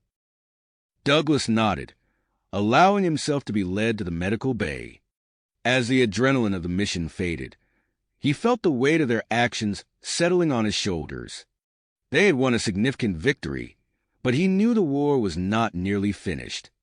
In the medical bay, Douglas drifted in and out of consciousness as the doctors treated his radiation exposure. His dreams were vivid and strange, filled with swirling patterns of light that seemed to carry meaning just beyond his grasp. When he finally regained full awareness, he found Admiral Corazon standing by his bedside, her markings pulsing with a mix of concern and approval. "You've done well, Lambert," she said, her voice carrying a note of respect. "But I'm afraid our challenges are nowhere near the end." Douglas sat up, wincing at the lingering pain in his muscles. "Krell escaped," he said, the memory of the Ladosian officer's final words echoing in his mind. The Admiral nodded grimly. "Yes, and that's not our only problem. Sarah Connor reports growing anti-Ladosian sentiment among some human factions. The existence of the hybrid children has sparked fear and resentment." Douglas absorbed this information, his mind already working on potential solutions. "Where are Zyra and Lyra?" he asked. "Recovering," Corazon replied. "Dr. Zyra has made some interesting discoveries about the hybrid biology. She believes the children's unique abilities could be the key to solving problems faced by both our species." As the Admiral spoke, Douglas felt a strange sensation, like a whisper at the edge of his consciousness. He pushed it aside, focusing on the immediate situation. "What's our next move?" he asked. Before Corazon could answer, a junior officer entered the room, his markings flashing with urgency. "Admiral, we received an anonymous message. It claims to have information about Queen Estelle's whereabouts." Douglas and the Admiral exchanged a look of surprise and suspicion. The timing was too convenient to be coincidence. "There's more," the officer continued. "The message hints at a larger conspiracy involving high-ranking officials from both human and Ladosian governments." Douglas felt a chill run down his spine. If this information was accurate, it could change everything. He met Corazon's gaze, seeing his own grit reflected in her eyes. "We need to investigate this," Douglas said, already pushing himself out of the medical bed. The Admiral nodded in agreement. "Assemble a small team. We'll need to move quickly and quietly." As Douglas prepared to leave the medical bay, He caught sight of Zyra in a nearby room. Their eyes met, and he felt a surge of emotion he couldn't quite name. There would be time to explore these feelings later, he told himself. For now, they had a mission to plan and a potential conspiracy to unravel. The anonymous tip about Estelle's location loomed large in Douglas's mind as he made his way to the briefing room. Whatever lay ahead, he knew it would test the limits of his hybrid nature and the fragile alliance between humans and Ledosians. The final confrontation with the Tyrant Queen might be at hand, and with it, the chance to uncover the full extent of the conspiracy threatening both their societies. Douglas stepped out of the briefing room, his mind racing with the implications of the anonymous tip. He found Zyra and Lyra waiting for him in the corridor, their faces a mix of anticipation and concern. "We have a lead on Estelle's location," he said, keeping his voice low. "And potentially evidence of a larger conspiracy involving both human and Ledosian officials." Zyra's markings pulsed with surprise. "Where?" "South America, a remote mountainous region." Douglas glanced around, ensuring they were alone. "We're assembling a small team for a covert operation. Are you both up for it?" Lyra nodded eagerly, while Zyra's expression turned thoughtful. "My research on hybrid biology might prove useful in the field," she said. "I'm in." Within hours, their team was en route to the coordinates provided by the anonymous tip. The transport ship hummed quietly as it carried them over the Atlantic, its stealth systems engaged to avoid detection. Douglas used the time to brief the assembled group of human resistance fighters and Ledosian special forces on their mission parameters. As they approached the South American coast, Douglas felt a familiar tingling at the base of his skull. He pushed the sensation aside, focusing on the task at hand. The ship touched down in a clearing several miles from their target. The team disembarked silently, their gear designed for stealth and long-range reconnaissance. Douglas took point, his enhanced senses alert for any sign of danger. They trekked through dense jungle for hours, the humid air clinging to their skin. As they crested a ridge, Douglas held up a hand, signaling the team to halt. Before them, nestled in a valley surrounded by mist-shrouded peaks, lay a cluster of human settlements. "This doesn't make sense," Zyra whispered, her markings flickering with confusion. "Our intelligence suggested this area was uninhabited." Douglas frowned, scanning the dwellings below. His enhanced vision picked out details that sent a chill down his spine. "Look at their technology," he said. "It's a hybrid of human and Ledosian design." Lyra stepped forward, her eyes wide. "I can feel it," she said, her voice tinged with awe. "The energy signatures. They're like nothing I've ever encountered before." Douglas made a quick decision. "We need to get closer, gather more information, but we can't risk alerting them to our presence." He turned to the team. "We'll split up. Small groups, observe only. Report back here in 2 hours." As they infiltrated the outskirts of the settlement, Douglas's unease grew. The inhabitants moved about their daily routines, seemingly oblivious to the advanced technology integrated into every aspect of their lives. He watched as a child activated a water purification system with a touch, the device's design clearly Ledosian in origin. Zyra's voice crackled over their secure comm channel. "Douglas, you need to see this." He made his way to her position, careful to stay hidden in the shadows of the dense foliage. Zyra pointed to a large building at the center of the settlement. Unlike the other structures, this one was clearly of Ledosian design, its sleek lines and shimmering surfaces a stark contrast to the rustic dwellings surrounding it. "It's a medical facility," Zyra explained, her markings pulsing rapidly. "But the energy readings, it's not just for treatment. They're conducting experiments." Before Douglas could respond, Lyra's excited voice cut in. "I've made contact with their systems," she said. "You won't believe what I've found." "Douglas, and Zyra regrouped with Lyra, who had positioned herself near a communications array on the outskirts of the settlement. Her eyes were closed, her fingers dancing over a makeshift interface she had jury-rigged to the Ladosian technology. Estelle's been using these settlements as test sites, Lyra explained, her voice tight with concentration. She's monitoring the long-term effects of human exposure to Ladosian tech. But that's not all. Her eyes snapped open, filled with a mixture of fear and excitement. There's something big hidden beneath the ruins to the north, something they're protecting. As Lyra spoke, a wave of dizziness washed over Douglas. The world around him blurred, replaced by vivid flashes of unfamiliar scenes. He saw sterile laboratories filled with stasis pods, each containing a figure that was neither fully human nor Ladosian. He glimpsed a massive underground complex, its architecture a blend of ancient stone and advanced alien metal. And at the center of it all, he saw Estelle. But she was changed, transformed into something that defied description. Her body was a grotesque fusion of human and Ladosian features, pulsing with an otherworldly energy that made Douglas's hybrid senses recoil. The vision ended as abruptly as it began, leaving Douglas gasping for air. He found Zyra supporting him, her face etched with concern. "What happened?" she asked, her markings flickering rapidly. "Your vital signs went haywire for a moment."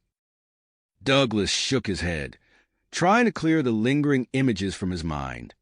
I don't know how to describe it. Estelle's experiments, an underground base. And Estelle herself." He shuddered. "She's changed herself, Zyra, into something beyond human or Ladosian." Zyra's expression hardened. She pulled out a small medical scanner, running it over Douglas with quick, efficient movements. "Your hybrid physiology is evolving," she said, her voice tight with worry. "These visions, they're a manifestation of your growing connection to Ladosian consciousness. We need to monitor this closely." Before Douglas could respond, their comm units crackled to life. Admiral Corrigan's voice came through, tense and urgent. "Lambert, do you copy? We have a situation." Douglas activated his comm. "Go ahead, Admiral." "Krell has resurfaced," Corrigan said, her words clipped and fast. "He's rallying Estelle's loyalists. We're seeing coordinated attacks on Ladosian peacekeeping positions worldwide. We need you back here, now." Douglas looked at Zyra and Lyra, then gazed toward the hidden ruins where Estelle's secret base lay waiting. He felt the weight of the decision pressing down on him, knowing that countless lives hung in the balance. "Negative, Admiral," he said finally. "We're too close to Estelle's location. If we pull out now, we may never get another chance like this." There was a moment of tense silence before Corrigan responded. "Understood. Proceed with caution, Lambert. And for both our species' sake, succeed." As the communication ended, Douglas turned to his team. "We're going in," he said, his voice steady despite the turmoil of emotions beneath the surface. "Lyra, can you get us past their security systems?" Lyra nodded, her young face set with drive. "I'll do my best." "Good," Douglas said. He looked at each member of the team, human and Ladosian alike. "What we do here could determine the future of both our species. Let's move out." As they made their way towards the ancient ruins, Douglas couldn't shake the lingering images from his vision, whatever awaited them in Estelle's hidden base. He knew it would challenge everything they thought they knew about the limits of human and Ladosian potential. The team moved silently through the dense undergrowth, the distant sounds of the settlement fading behind them. Ahead, the mist-shrouded ruins of an ancient Incan city loomed, its weathered stones hiding secrets that could reshape the future of two worlds. Species. Douglas's enhanced senses tingled with anticipation as they approached the entrance to the hidden complex. Lyra's fingers danced over her makeshift interface, her brow furrowed in concentration. "I bypassed the outer security protocols," she whispered. We should be able to enter undetected. The team moved swiftly through the entrance, the ancient stones giving way to sleek, Ladosian-inspired architecture. As they descended deeper into the facility, the air grew thick with an electric charge that made Douglas's skin prickle. Suddenly, alarms blared throughout the complex, their shrill wail echoing off the metallic walls. Red warning lights bathed the corridors in an eerie glow. "They've detected us," Zyra shouted over the din. Before Douglas could respond, a series of loud hisses filled the air. Stasis pods lining the walls began to open, releasing partially formed hybrid soldiers into the chamber. Douglas's mind raced, quickly assessing the situation. He turned to Lyra, his voice urgent but controlled. "Can you interface with the facility's central control system? We need to stop more of these hybrids from activating." Lyra nodded, her young face set with willpower. She pressed her hands against a nearby control panel, her eyes closing as she connected with the complex's systems. "I can disrupt the activation sequence temporarily," she said, her voice strained with effort. "But I don't know how long I can hold it." As Lyra worked, Zyra pulled out her medical scanner, analyzing the genetic makeup of the awakened hybrids. "Their physiology is unlike anything I've seen before," she muttered. "It's as if Estelle has found a way to amplify both human and Ladosian traits simultaneously." Douglas turned to the rest of the team. "Form a defensive perimeter. We need to buy Lyra and Zyra time." The human resistance fighters and Ladosian special forces moved into position, their diverse weaponry at the ready. As the first wave of hybrid soldiers attacked, Douglas led the charge, his enhanced strength and agility allowing him to move with incredible speed and precision. The battle was intense, with the disoriented hybrids proving to be formidable opponents despite their confusion. Douglas ducked under a swing from one hybrid, using its momentum to throw it into another. He could feel his hybrid physiology adapting to the fight, his reflexes becoming sharper with each passing moment. "Douglas," Zyra called out, "their cellular structure is unstable. Targeted electromagnetic pulses might be able to disrupt their neural pathways." Without hesitation, Douglas relayed the information to the team. The Ladosian special forces adjusted their weapons, firing concentrated bursts of electromagnetic energy at the hybrids. The effect was immediate, with several of the enemy soldiers collapsing as their enhanced systems short-circuited. As the team pressed their advantage, the facility around them began to shift. Hidden mechanisms whirred to life, and the ground beneath their feet trembled. "What's happening?" Douglas shouted to Lyra, who was still connected to the complex's systems. Her eyes snapped open, wide with shock. "It's not just a base," she gasped. "The entire complex is a ship, and it's preparing to launch." The revelation hit Douglas like a physical blow. Estelle's plan was far more ambitious than they had imagined. If she managed to get this ship into space, there was no telling how far her influence could spread.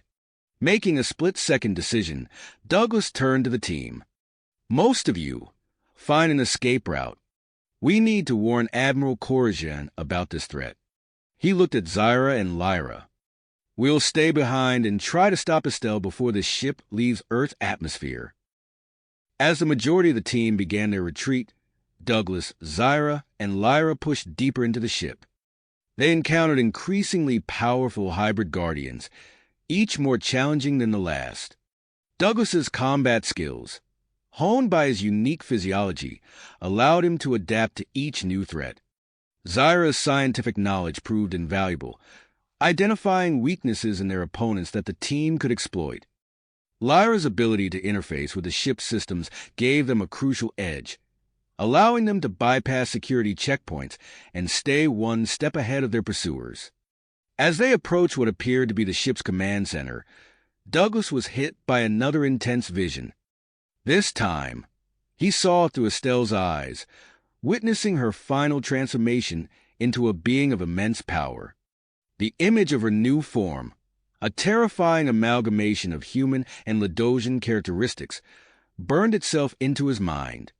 Zyra noticed Douglas's distress and quickly scanned him with her medical device. Her markings pulsed with concern. "Your hybrid physiology is resonating with the ship systems," she explained. "It's creating a dangerous feedback loop. We need to complete this mission quickly, or your genetic structure could destabilize." As they reached the command center doors, Douglas steeled himself for the confrontation ahead. He could feel the pull of his hybrid nature growing stronger, a temptation to embrace the power that Estelle had discovered.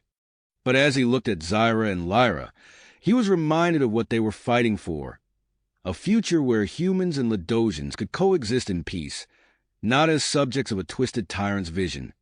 The door slid open, revealing a vast chamber dominated by a pulsing, organic-looking control interface.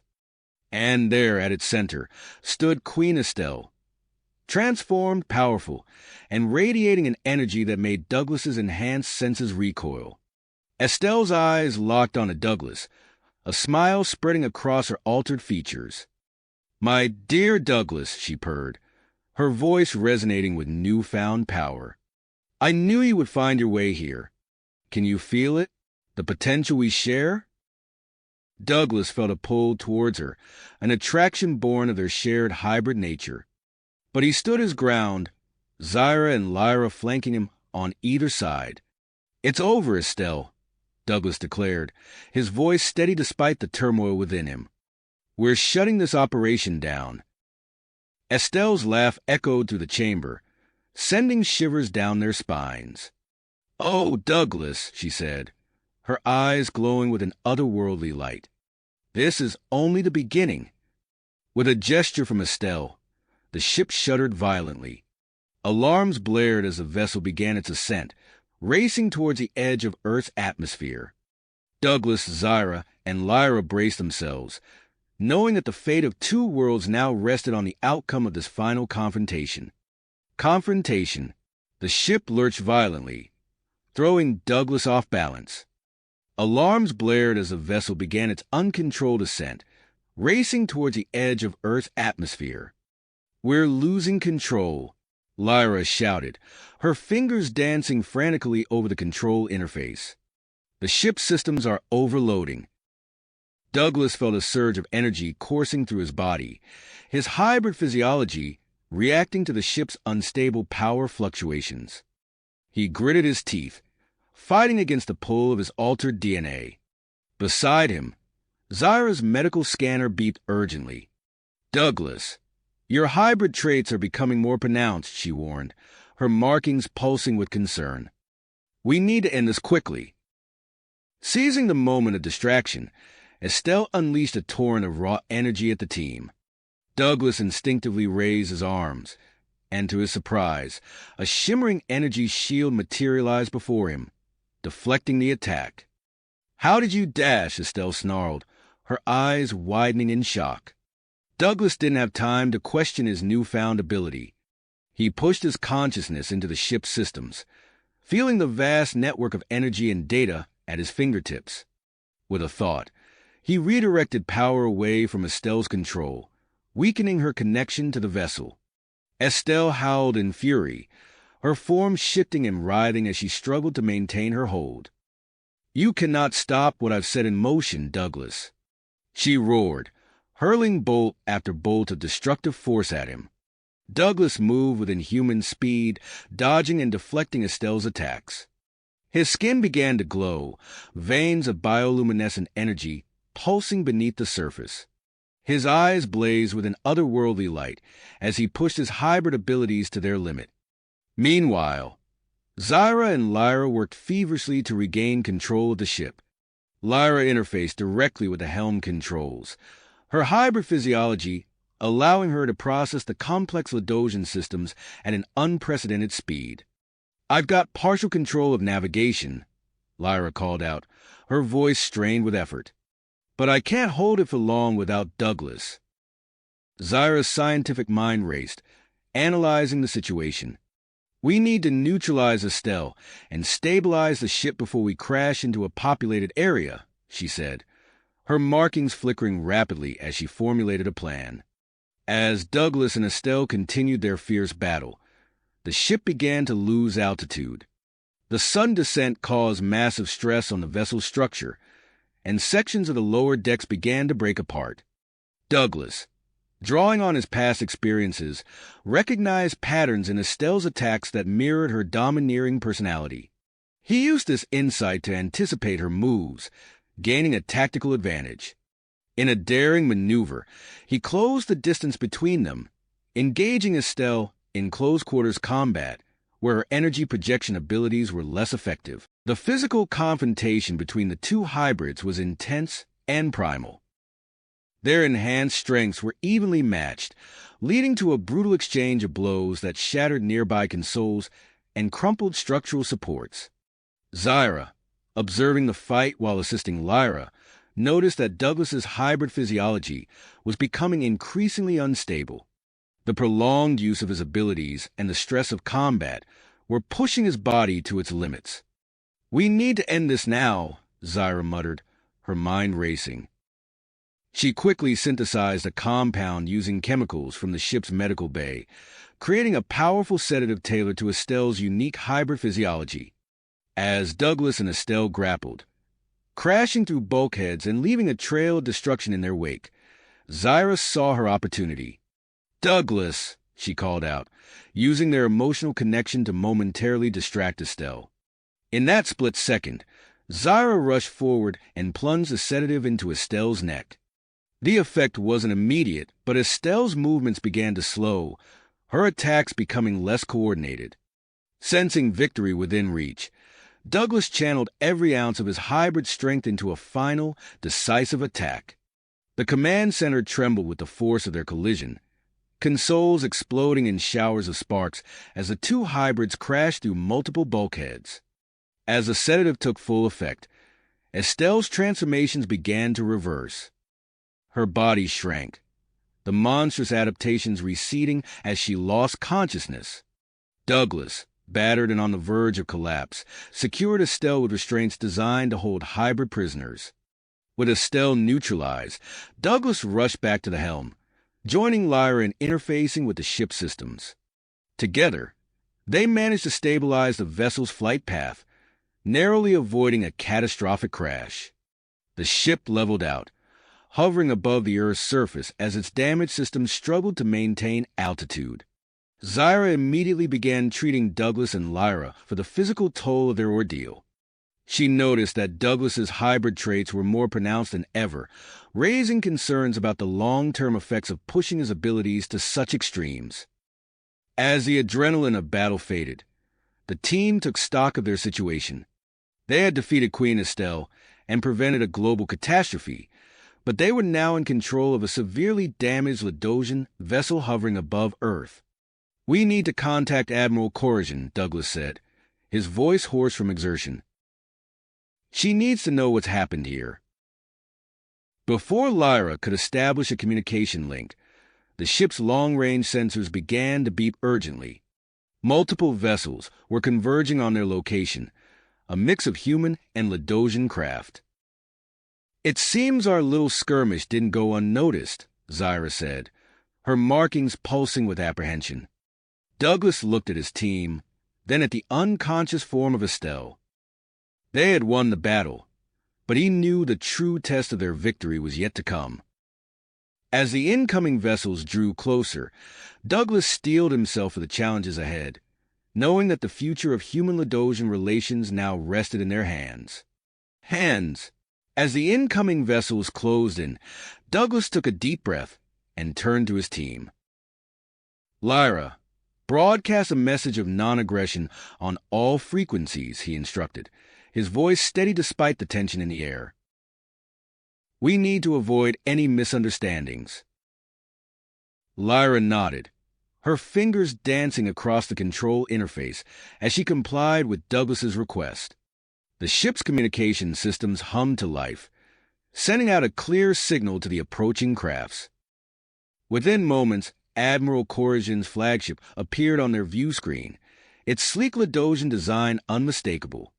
Close behind, A contingent of human military vessels came into view, led by a formidable warship that Douglas recognized as belonging to General Marcus Hawthorne, a key figure in Earth's post-invasion defense forces.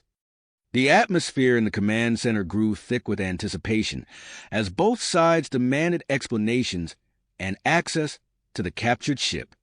Douglas, still feeling the physical effects of his recent hybrid exertions, stepped forward to take charge of the delicate situation. "Open a three-way communication channel," he ordered Lyra, who quickly complied. The view screen split, revealing the stern faces of Admiral Corazon and General Hawthorne. "This is Douglas, former human captive and stabilized hybrid," he began, his voice calm but authoritative. "We've neutralized Queen Estelle and prevented a global catastrophe. However, this ship is severely damaged and in need of immediate attention." General Hawthorne's eyes narrowed. "We demand immediate access to that vessel. The potential threat to Earth's safety cannot be ignored." Admiral Corazon's antennae twitched with barely concealed agitation. "This is a Ladosian ship, General. Your human forces have no jurisdiction here." Douglas raised his hands, his skin still faintly glowing with residual hybrid energy. "I understand both of your concerns, but we need to work together. I propose a joint human-Ladosian team to oversee the ship's landing and the secure transfer of Estelle and the hybrid soldiers."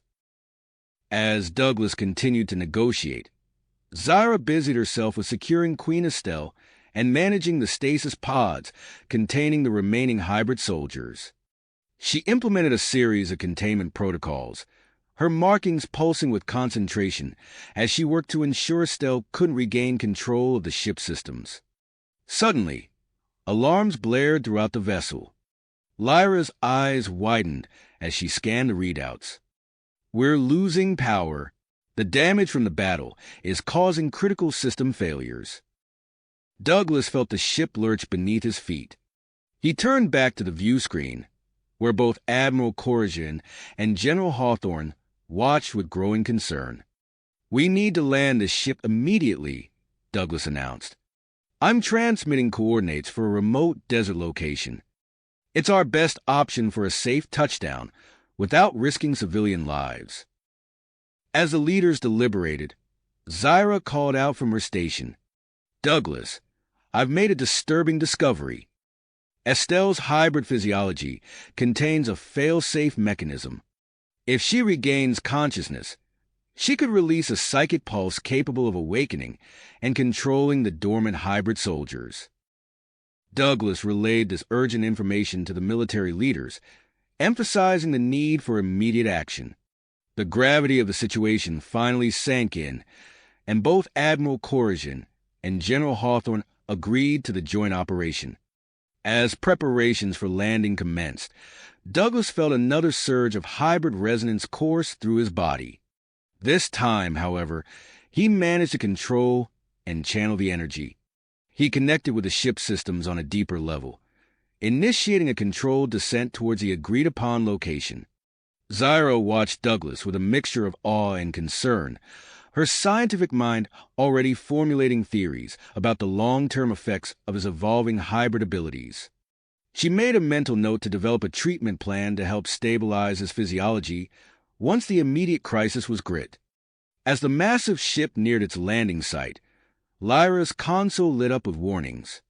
"The stasis pods are showing anomalous readings," she reported, her voice tight with tension. "I think Estelle's failsafe is starting to activate. Weak signals are being sent to the dormant hybrids." Douglas gritted his teeth, focusing all his concentration on guiding the ship to a safe landing. The desert loomed below them, a vast expanse of sand and rock. With a final push of his hybrid abilities, Douglas brought the vessel down, kicking up a massive cloud of dust on impact. As the dust began to settle, Douglas could see human and Ladosian forces approaching, creating a perimeter around the ship. He turned to Zyra and Lyra, his expression grave but determined. "This is just the beginning," he said, his voice low. "We need to secure Estelle and the hybrid soldiers before that failsafe can fully activate. And then Then we need to figure out how to move forward from here. As they prepared to disembark, Douglas noticed a subtle shift in his perception.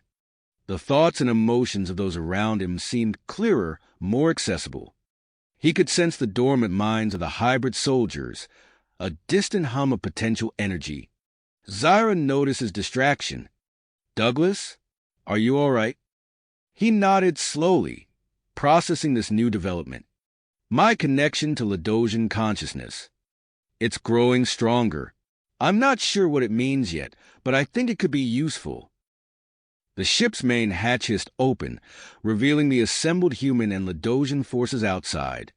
Douglas, Zyra, and Lyra stepped forward, ready to face the challenges that lay ahead. As they emerged into the harsh desert sunlight, Douglas felt the weight of responsibility settle on his shoulders. The fate of two species now rested in their hands, and the true test of their abilities was about to begin. The fate of two species now rested in their hands, and the true test of their abilities was about to unfold. As Douglas, Zyra, and Lyra stepped onto the sun-baked desert sand, they were immediately surrounded by a ring of human and Ladosian security forces. The air shimmered with heat, tension, and the faint hum of energy weapons at the ready.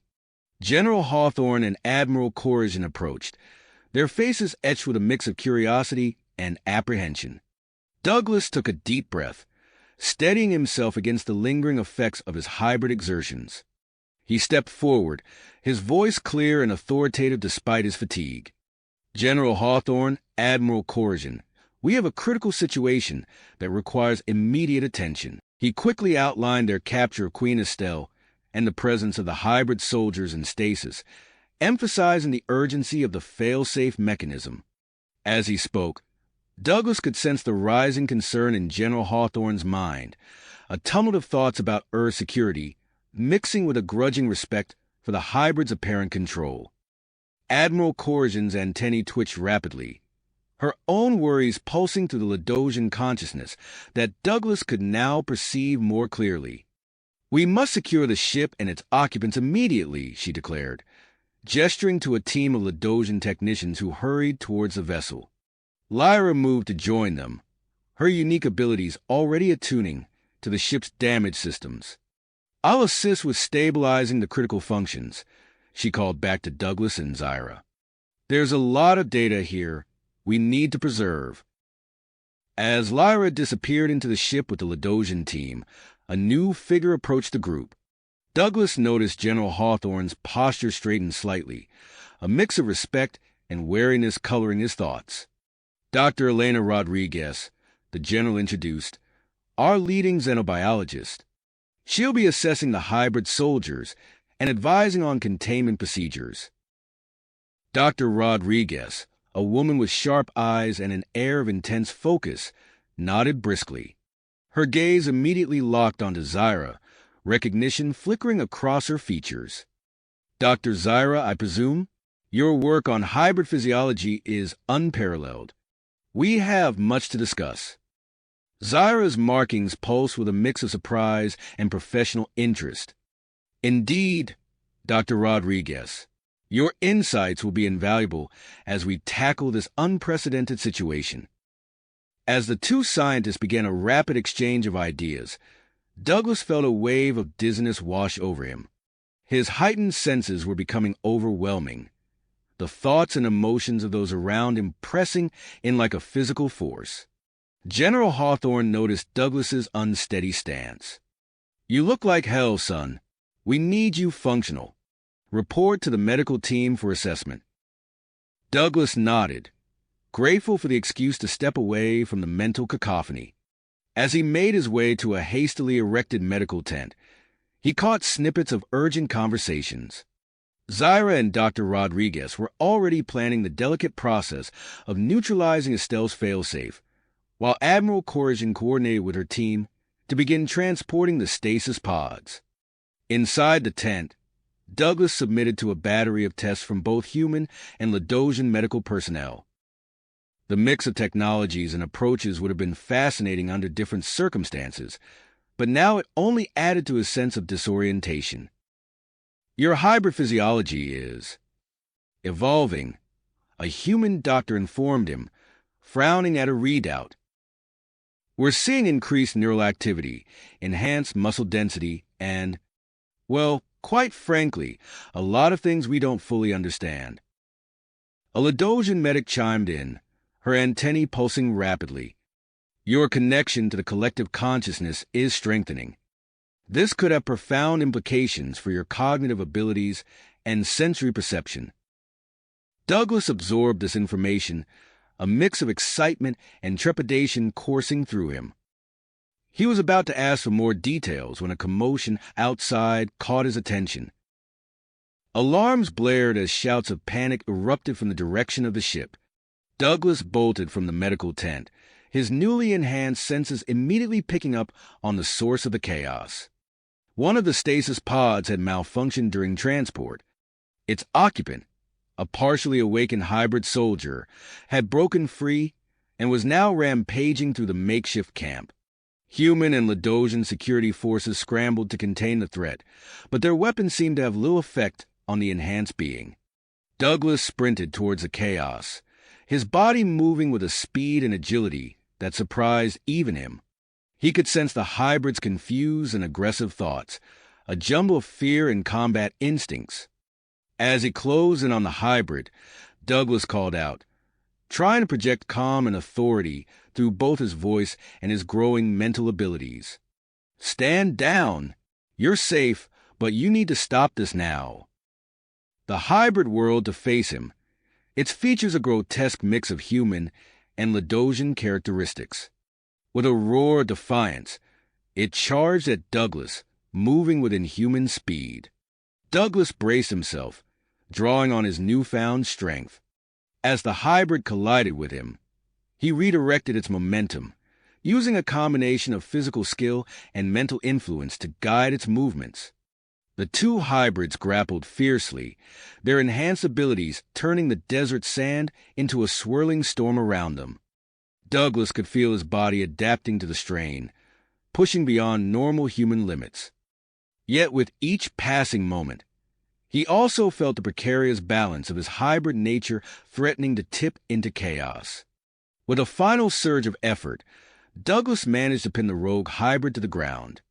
Security forces rushed in, applying containment measures as Douglas held the struggling being down. As the immediate threat subsided, Douglas became aware of the stunned silence that had fallen over the assembled humans and Ladosians. He looked up to see General Hawthorne and Admiral Corrigan staring at him with a mix of awe and concern. The weight of their gazes, combined with the physical and mental exertion of the fight, sent Douglas reeling. He stumbled back, his senses overwhelmed by the surge of thoughts and emotions from those around him. Zyra rushed to his side, her markings pulsing with worry. Douglas, your physiological readings are off the charts. We need to get you stabilized. As Zyra and Dr. Rodriguez led him back to the medical tent, Douglas caught sight of Lyra emerging from the ship, her expression grim. She hurried over to General Hawthorne and Admiral Corrigan, clutching a data pad. We've discovered something in the ship's databases, Lyra announced, her voice tight with urgency. Information about Estelle's long-term plans. It's worse than we thought. Before Douglas could hear more, he was ushered into the tent, his world narrowing to a blur of medical equipment and concerned faces. As he felt himself slipping into unconsciousness, one thought burned in his mind. The challenges they faced were only beginning, and the fate of two worlds now hinged on their ability to unravel the complex web of hybrid biology and interstellar politics. The last thing Douglas heard before darkness took him was the distant sound of approaching vessels, their origins unknown, adding yet another layer of complexity to their already precarious situation. The sound of approaching vessels grew louder, their engines thrumming with an unfamiliar resonance that sent vibrations through the desert floor. Despite his weakened state, Douglas forced himself to sit up, his enhanced senses on high alert. Zyra and Dr. Rodriguez exchanged worried glances but helped him to his feet. Outside the medical tent, The human and Ladosian forces were scrambling into defensive positions, their uneasy alliance temporarily strengthened by the prospect of an unknown threat. General Hawthorne's voice crackled over the comm system. All units, stand ready. Unidentified vessels approaching from Vector 320. Weapons hot, but do not engage unless fired upon. Douglas stumbled out of the tent, supported by Zyra. The sight that greeted them was both awe-inspiring and terrifying. A fleet of sleek, biomechanical ships descended from the sky, their hulls shimmering with an iridescent sheen that seemed to absorb the desert sunlight. They moved with an otherworldly grace, forming a perfect circle around the Ladosian vessel and the makeshift camp. As the ships touched down, kicking up swirling clouds of sand, Douglas felt a surge of alien consciousness brush against his mind. It was unlike anything he had experienced before. Not human, not Ladosian, but something entirely different. The lead ship's hull rippled, and a section melted away to form an organic-looking ramp. From within emerged a tall, imposing figure that defied easy description. He stood at least 8 feet tall, with multiple limbs that moved with fluid precision. His skin shimmered with patterns of light that seemed to shift and change with each movement. The alien strode forward, flanked by a delegation of equally strange beings. As he approached, Douglas could sense waves of authority and ancient wisdom emanating from him. "I am Ambassador Zarloth of the Galactic Conclave," the alien announced, his voice resonating with harmonic overtones that seemed to bypass the ears and speak directly to the mind. "We have been monitoring the situation on Earth since the Ladosian incursion. The time has come for us to intervene." General Hawthorne and Admiral Corrigan stepped forward, their postures tense but controlled. Douglas could sense their mixture of awe, fear, and perseverance as they faced this new player in an already complex game. "Ambassador," General Hawthorne began, his voice steady despite the turmoil Douglas could sense in his thoughts. "We were unaware of any. Galactic Conclave, what exactly is your interest in our affairs?" Zarloth's multiple eyes blinked in a rippling pattern. "Your affairs, General, have implications far beyond your world or the Ladosian Empire. The hybrid experimentation conducted by Queen Estelle represents a grave threat to galactic stability. We are here to contain that threat and ensure compliance with interstellar laws regarding genetic manipulation of sentient species." Admiral Corrigan's antennae twitched rapidly. "With all due respect, Ambassador, this is a matter between our peoples. We have the situation under control." A sound like crystals chiming emanated from Zarloth. Laughter, Douglas realized. "Your definition of control differs greatly from ours, Admiral. We demand immediate access to Estelle, the hybrid soldiers, and all related research data." As the 3 leaders engaged in increasingly tense negotiations, Douglas felt a surge of activity from the Ladosian ship. His connection to its systems, forged during their escape, flared to life with renewed intensity. "Lyra," he called out, his voice hoarse. "Something's happening with the ship." Lyra emerged from the vessel, her face pale. "It's Estelle. The procedure to neutralize her failsafe. It's triggered something.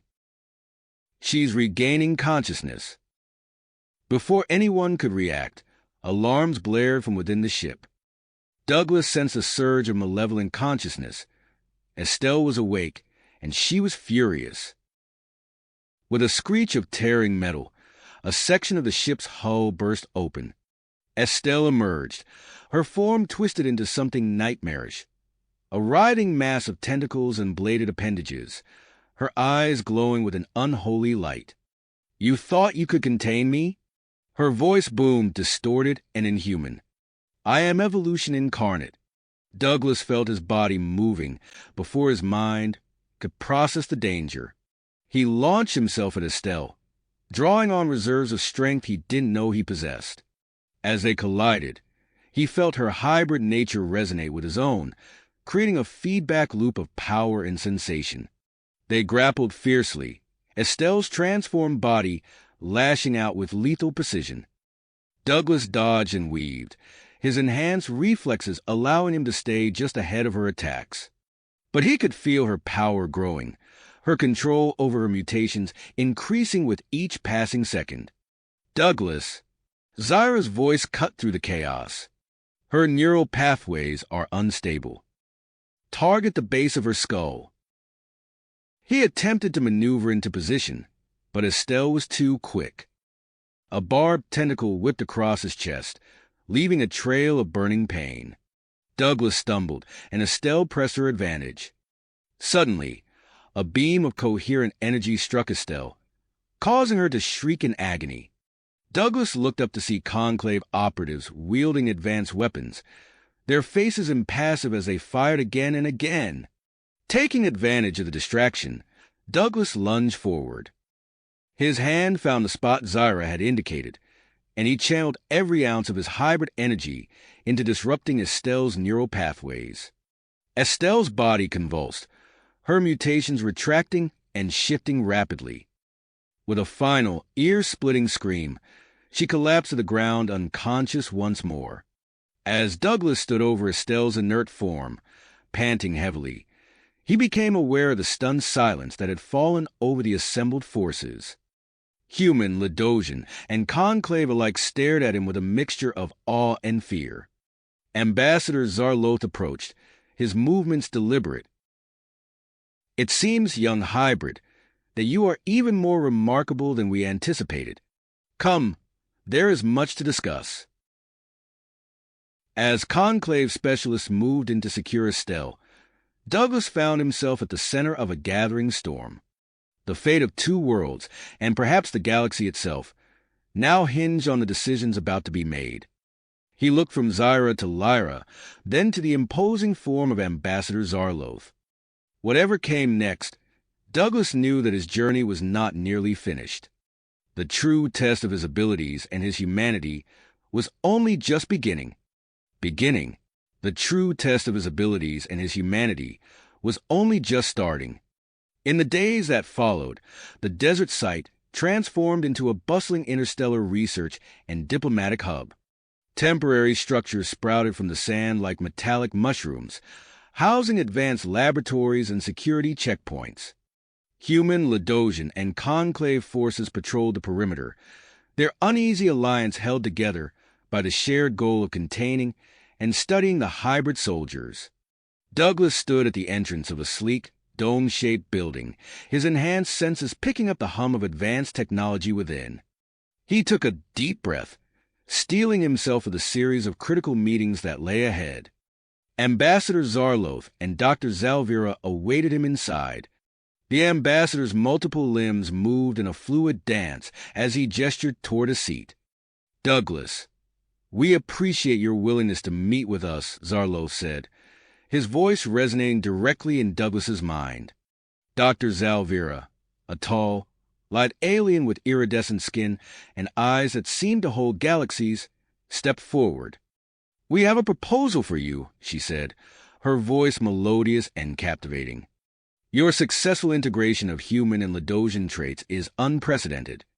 We believe you could hold the key to resolving conflicts between different species across the galaxy." Douglas leaned forward, intrigued. "What exactly are you proposing?" "A series of tests," Dr. Zalvira explained, bringing up a holographic display of complex biological diagrams. "We want to study your unique hybrid physiology in detail. The potential benefits for interstellar peace are enormous." Douglas hesitated, his mind racing through the implications. After a moment, he nodded. "I'll do it. If there's a chance this can help prevent more conflicts like the one with Earth and the Ledosians, I'm in." As the test began, Douglas found himself spending more time with Dr. Zalvira. Her brilliant mind and alien beauty intrigued him, creating a tension that crackled between them like static electricity. During one particularly intense session, as she attached neural sensors to his temples, Douglas caught her gaze lingering on him longer than necessary. Zyra, watching from across the lab, felt a surge of emotion she couldn't quite name. She busied herself with equipment calibration, trying to ignore the tightness in her chest. Meanwhile, Lyra hunched over a console, her fingers flying across the holographic interface as she decrypted data recovered from the Ledosian vessel. Her eyes widened as she uncovered hidden communication logs. "General Hawthorne," she called out, her voice urgent. "You need to see this." The general strode over, his face grim. Lyra pointed to the screen. "These logs suggest Queen Estelle had contacts with other alien factions beyond Earth and the Ledosian Empire." Hawthorne's eyes sharp. "Potential allies or enemies we don't know about. This complicates things." He turned on his heel, speaking quietly into his comm unit as he left the lab. In a hidden bunker beneath the desert complex, human technicians worked feverishly to install weapon systems and stockpile supplies. General Hawthorne supervised the operation, his unease with the Conclave's involvement growing by the day. Admiral Corrigan, her antennae twitching with suspicion, observed the increased human activity from afar. She made a mental note to report her concerns to her superiors. The tension in the complex ratcheted up a notch when Dr. Rodriguez announced a breakthrough in the hybrid soldier containment efforts. "We've developed a method to safely wake one of the hybrids from stasis," he explained to the assembled leaders. "We've selected a female hybrid named Ava for the procedure." Douglas watched intently as the stasis pod hissed open. Ava's eyes snapped open, wild and disoriented. She lashed out, her enhanced strength sending a technician flying across the room. Acting on instinct, Douglas stepped forward. "Ava," he called out, his voice calm but firm. "You're safe. No one here will harm you." Ava's gaze locked onto Douglas. Recognition flickered in her eyes, and her posture relaxed slightly. Douglas reached out with his mind, establishing a connection. Images flashed between them, fragments of Estelle's plans, glimpses of the true extent of her experimentation. As Ava calmed, debates erupted among the factions. General Hawthorne argued for termination of all hybrid soldiers, while Admiral Corrigan pushed for using them as a peacekeeping force. Ambassador Zarloth insisted on relocating the hybrids to a conclave facility. Douglas found himself torn, understanding both the potential and the danger the hybrids represented. Before he could voice his thoughts, alarms blared throughout the complex. "Stasis pod malfunction in Sector 7. A voice shouted over the intercom. "Hybrid soldier awakening prematurely." Douglas sprinted toward the containment area, Zyra and Dr. Zalvira close behind. They arrived just in time to see a male hybrid, Crix, burst from his pod with terrifying speed and strength. Crix's eyes, glowing with an otherworldly light, scanned the room. Before anyone could react, he smashed through the reinforced wall and disappeared into the desert night. After him, General Hawthorne bellowed. Human, Ledosian, and Conclave forces scrambled to mobilize. Douglas closed his eyes, reaching out with his hybrid senses. He caught a flicker of Crix's chaotic thoughts, glimpsing fragments of information about other hybrid facilities scattered across the globe. "This way," Douglas shouted, taking off across the sand. As he ran, he pushed his hybrid abilities to their limits, his muscles burning with effort. The chase led them deep into the desert, away from the lights of the complex. Douglas's enhanced vision picked out Crix's form, a blur of motion in the darkness. He poured on more speed, slowly closing the gap. As the first hints of dawn colored the horizon, Douglas prepared himself for the inevitable confrontation. He knew that what happened next could change the course of human-alien relations forever. With Crix in sight, Douglas tensed, ready to make his move. As the first rays of sunlight pierced the horizon, Douglas caught sight of Crix's silhouette against the brightening sky. The rogue hybrid had reached a cluster of rocky outcroppings, his chest heaving as he turned to face his pursuer. Douglas slowed his approach, his muscles taut with anticipation. "Crix," he called out, his voice steady despite the exertion of the chase. "We don't have to fight. Let me help you." Crix's eyes, glowing with an otherworldly light, narrowed as he assessed Douglas. Without warning, he launched himself forward, his fist connecting with Douglas's jaw with bone-shattering force. The impact sent Douglas reeling, but his hybrid physiology allowed him to recover quickly. He ducked under Crix's next swing, countering with a swift uppercut that lifted the other hybrid off his feet. Their battle escalated, a blur of superhuman speed and strength. Douglas found himself pushed to his limits, marveling at the raw power they both possessed. Crix's fighting style was wild and unpredictable, fueled by fear and confusion. As they grappled, Douglas felt his mental link with Crix strengthen. Images flooded his mind, sterile laboratories, twisted experiments, and a familiar red landscape. Miles, Douglas saw flashes of a hidden Ladosian outpost, where Estelle had conducted even more radical hybrid experiments. The revelation momentarily distracted Douglas, allowing Crix to land a punishing blow to his midsection. Douglas stumbled backward, gasping for air. He raised his hands, trying once more to reason with the frenzied hybrid. "Crix, I know about Mars," Douglas panted. "I've seen what they did to you there. We can expose the truth, but you need to trust me." Crix hesitated, confusion flickering across his face. In that moment of uncertainty, a high-pitched whine filled the air. Dr. Zalvira and a team of conclave specialists emerged from behind a nearby dune, wielding sleek devices that emit a pulsing energy field. The containment field washed over Crix, visibly weakening him. His enhanced abilities faltered, movements becoming sluggish.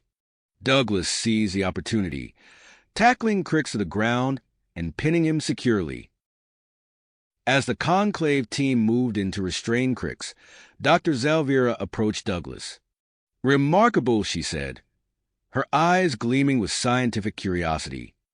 "Your ability to withstand his attacks and establish a mental link is unprecedented. We must study this further." Douglas nodded, his mind racing with the implications of what he'd learned. "We need to get back to the complex immediately," he said. "There's something everyone needs to know." The return to the research facility was tense, with Crix secured in a mobile containment unit. As soon as they arrived, Douglas requested an emergency meeting with the human, Ladosian, and conclave leadership. In the command center, Douglas stood before the assembled leaders, his body still aching from the fight. "During my confrontation with Crix, I discovered critical information," he began. "There's a hidden Ladosian outpost on Mars where Queen Estelle was conducting even more extreme hybrid experiments." The room erupted into chaos. General Hawthorne banged his head on the table. "This is an outrage. We need to launch an immediate strike on that facility." Admiral Corzyn's antennae twitched rapidly. "Impossible. We had no knowledge of such an outpost." Ambassador Zarloth raised his multiple limbs, calling for calm. "This situation requires careful consideration. Any action taken must comply with interstellar law." As the debate raged, a new voice cut through the din. "If we're going to Mars, you'll need someone who knows how to operate in that environment." All eyes turned to the speaker, a woman with short-cropped black hair and a commanding presence. She strode into the room, her gaze sharp and assessing. "Captain Elena Vasquez," she introduced herself. "I've logged more flight hours on Mars than anyone else in Earth's space program. Whatever you're planning, I'm your best bet for getting there in one piece." General Hawthorne nodded approvingly. "Captain Vasquez, your reputation precedes you. We'll need your expertise for this mission." As preparations for the Mars expedition began, Douglas found himself pulled in multiple directions. Dr. Zalvira insisted on running more tests on his hybrid physiology, while Zaira and Dr. Rodriguez requested his assistance with their research on stabilizing hybrid biology. In the lab, Zyra explained their breakthrough. We've developed a treatment that could potentially reduce aggression in hybrids and enhance their cognitive functions, she said, showing Douglas a holographic model of a hybrid brain. But we're not sure of the long-term effects. Douglas frowned, considering the implications. It could help integrate hybrids into society, but at what cost? Are we changing who they fundamentally are? Before they could discuss further, Lyra burst into the lab, her face pale. I've uncovered something in the Ladosian data, she said breathlessly. There's a hidden communication network, far more extensive than we realized. Estelle's influence might reach beyond Mars, possibly into other parts of the galaxy. The news sent shockwaves through the complex, adding a new sense of urgency to the Mars mission. Douglas threw himself into training, pushing his hybrid body to adapt to the simulated Martian environment. During one particularly grueling session in the low-gravity chamber, Captain Vasquez joined him. She watched with a mixture of skepticism and grudging respect as Douglas effortlessly maneuvered through a series of obstacles. Not bad, for someone who's never been off-world, Vasquez commented, her tone neutral. Douglas landed lightly beside her. I'm a quick study, he replied, but I know I'll need your expertise up there. Vasquez nodded, a hint of a smile tugging at her lips. Just don't slow me down, hybrid. As the launch date approached, the complex was a flurry of activity. Final checks were performed on equipment, supplies were loaded, and the team selected for the Mars mission underwent last-minute briefings. Amidst the preparations, Dr. Zalvira approached Douglas with an intriguing proposal. I've been analyzing your genetic structure, she said, her eyes alight with excitement. With a few targeted enhancements, we could significantly improve your performance on Mars. Douglas hesitated, torn between the potential benefits and the fear of further altering his DNA. Before he could respond, alarms blared throughout the complex. Security breach in Sector 3. A voice announced over the intercom. Hybrid containment failure. Douglas sprinted toward the containment area, his heart racing.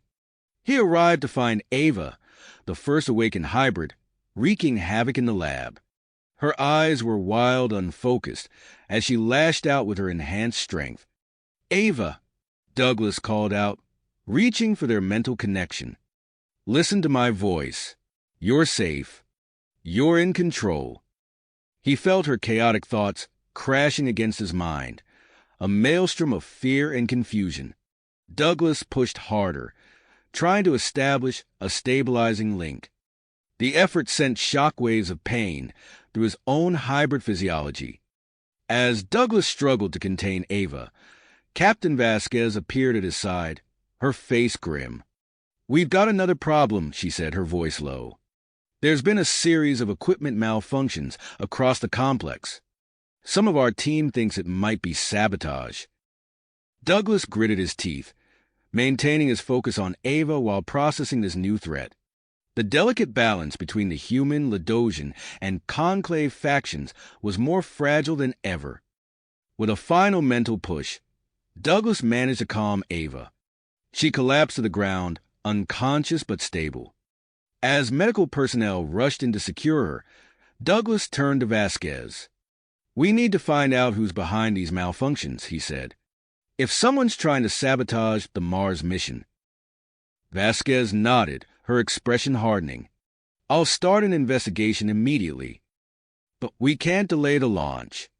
Whatever's waiting for us on Mars, we need to face it head-on. As the final hours before launch ticked away, Douglas found himself on the boarding ramp of the sleek spacecraft that would carry them to Mars. He looked back at the assembled crowd. Zyra, Lyra, Dr. Rodriguez, and the others who would remain behind to continue their vital work. Captain Vasquez appeared at his side, her flight suit gleaming in the harsh desert sun. Ready to make history, hybrid? She asked, a challenge in her voice. Douglas took a deep breath, feeling the weight of responsibility settle on his shoulders. Whatever they discovered on Mars had the potential to change everything For Earth, for the hybrid soldiers, and possibly for the entire galaxy.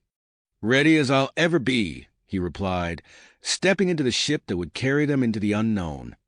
Unknown as the massive engines roared to life. The vibrations coursed through the ship, rattling Douglas's teeth as he strapped himself into his seat beside Captain Vasquez. "Here we go," Vasquez muttered, her eyes fixed on the control panel as the spacecraft lifted off the launch pad. The initial ascent was smooth, the ship cutting through Earth's atmosphere with ease. Douglas marveled at the view as the curvature of the planet came into focus, a blue-green jewel set against the vastness of space. His wonder was short-lived.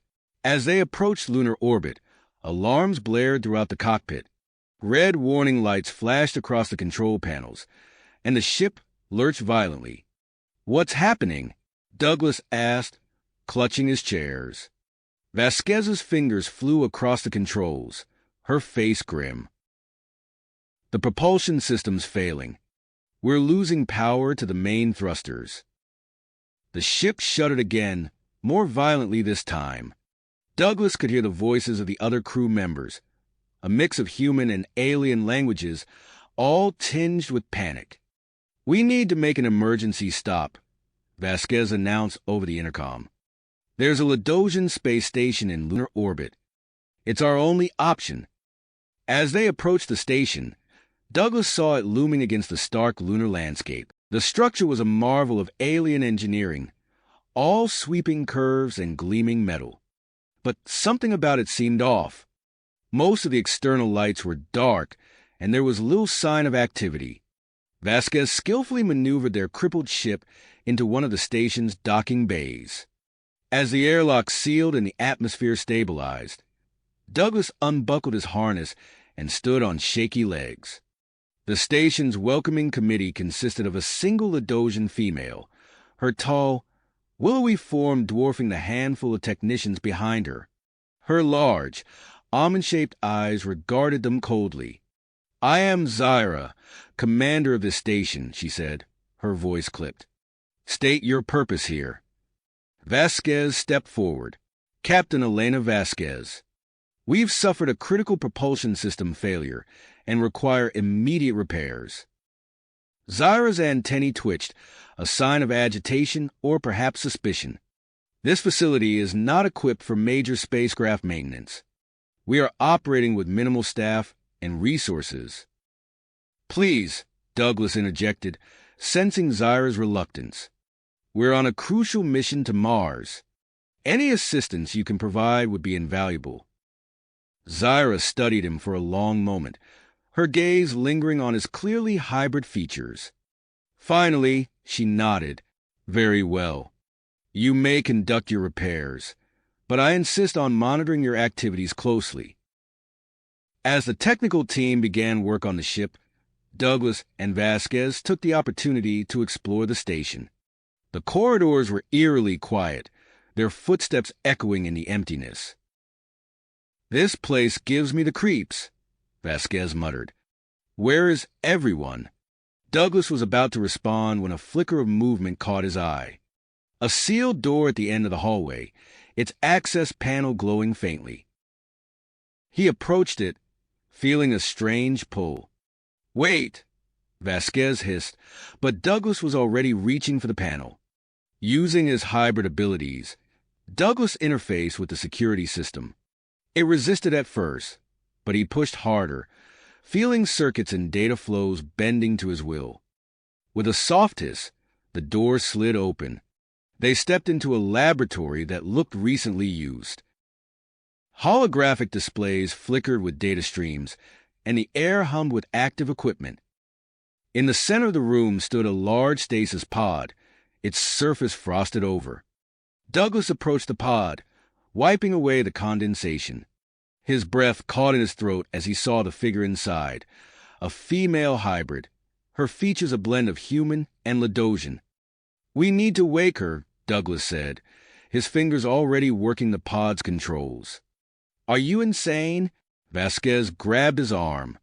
"We have no idea who she is or why she's here." But Douglas couldn't be deterred. He felt a connection to this unknown hybrid, a pull he couldn't explain. The pod hissed as it began its wake-up sequence. The hybrid's eyes snapped open, glowing with an otherworldly light. She gasped, her body convulsing as she emerged from stasis. Douglas reached out, both physically and mentally, trying to establish a connection. Suddenly, the hybrid's powers surged. Equipment flew across the room, and Vasquez was thrown against a wall. The hybrid, Lissa, Douglas gleaned from her chaotic thoughts, screamed, her mind a whirlwind of fear and confusion. Douglas pushed harder with his mental link, trying to break through the storm of her awakening. "Lissa," he called out, both aloud and in his mind. "You're safe. You're not alone." Gradually, the chaos subsided. Lissa's eyes focused on Douglas, recognition dawning. "You're like me," she whispered. Before they could say more, the station rocked with a violent tremor. Alarms blared, and the lighting shifted to an ominous red glow. "What now?" Vasquez groaned, pulling herself to her feet. Douglas's hybrid senses were on high alert. He could feel the station systems going haywire, life support failing, airlocks malfunctioning. They were running out of time. As they raced back to the docking bay, Douglas's mind raced with questions. Who was Lissa? Why was she here? And most pressingly, what was causing the station's catastrophic failure? With the ship's repairs still incomplete and a new hybrid added to their crew, the Mars mission had just become far more complicated. As Douglas helped the injured Vasquez into the ship, he knew that their true challenges were only beginning. The docking clamps released, and their ship pulled away from the failing station. Through the viewport, Douglas watched as sections of the Ladosian facility began to break apart, scattering debris into the void of space. With a lurch, the ship's repaired engines ignited, propelling them away from lunar orbit and onto their original course. As Earth's pale blue crescent receded behind them, Douglas turned his attention to Lissa. The newly awakened hybrid sat huddled in a corner, her eyes darting nervously between the crew members. He knew that unraveling the mystery of her existence and the secrets of the abandoned station would be crucial to their mission success. The red planet loomed ahead, growing larger with each passing moment. Douglas steeled himself for the challenges to come, knowing that the fate of human-alien relations and the future of hybrid beings throughout the galaxy might hinge on what they discovered on Mars. Mars's rust-colored surface grew larger in the viewport as their ship hurtled through space. Douglas felt a mix of anticipation and dread as they approached their destination. However, his focus quickly shifted as alarms blared throughout the cockpit. "Debris field dead ahead," Captain Vasquez shouted, her hands flying over the controls. "It wasn't on any of our scans." The view outside transformed into a chaotic swarm of twisted metal and shattered components. Douglas's eyes widened as he recognized the distinctive shapes of Ladosian ships and satellites, now reduced to dangerous obstacles in their path. "Hold on tight," Vasquez warned as she initiated evasive maneuvers. The ship lurched and twisted, narrowly avoiding collisions with the larger pieces of debris. In the midst of the chaos, Lissa sprang into action. Her eyes glowed with an otherworldly light as she stepped forward, hands outstretched towards the ship's navigational interface. "I can help," she said, her voice steady despite the tension in the air. "I can see the patterns, the safe paths through the field." Douglas nodded, establishing a mental link with Lissa to better understand her perceptions. Together, they fed information to Vasquez, guiding the ship through the treacherous maze of debris. Minutes felt like hours as they navigated the field, but eventually they emerged on the other side. The tension in the cockpit eased, replaced by a sense of shared accomplishment. "Nice work," Vasquez said, glancing at Lissa with newfound respect. Before they could fully relax, a new alert caught their attention. A faint signal pulsed on one of the communication panels. "It's a distress call," Douglas said, concentrating on the weak transmission. His hybrid abilities allowed him to filter through the static, decoding fragments of the message. It's coming from the surface, from the coordinates of the Ladosian outpost. There are survivors down there. The team exchanged looks, weighing the risks against their mission objectives. Vasquez made the call. We're going in for a rescue. Prepare for atmospheric entry. As they began their descent, the ship's sensors detected an active defense grid surrounding the outpost. Energy beams lanced up from the surface, creating a deadly web of fire. Vasquez's hands danced across the controls, the ship rolling and diving to avoid the barrage.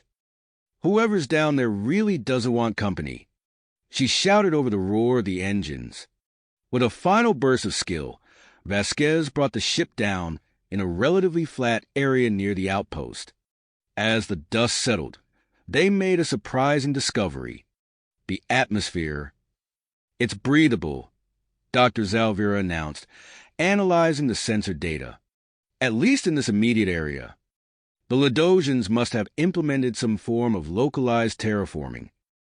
They exited the ship, the Martian landscape stretching out before them.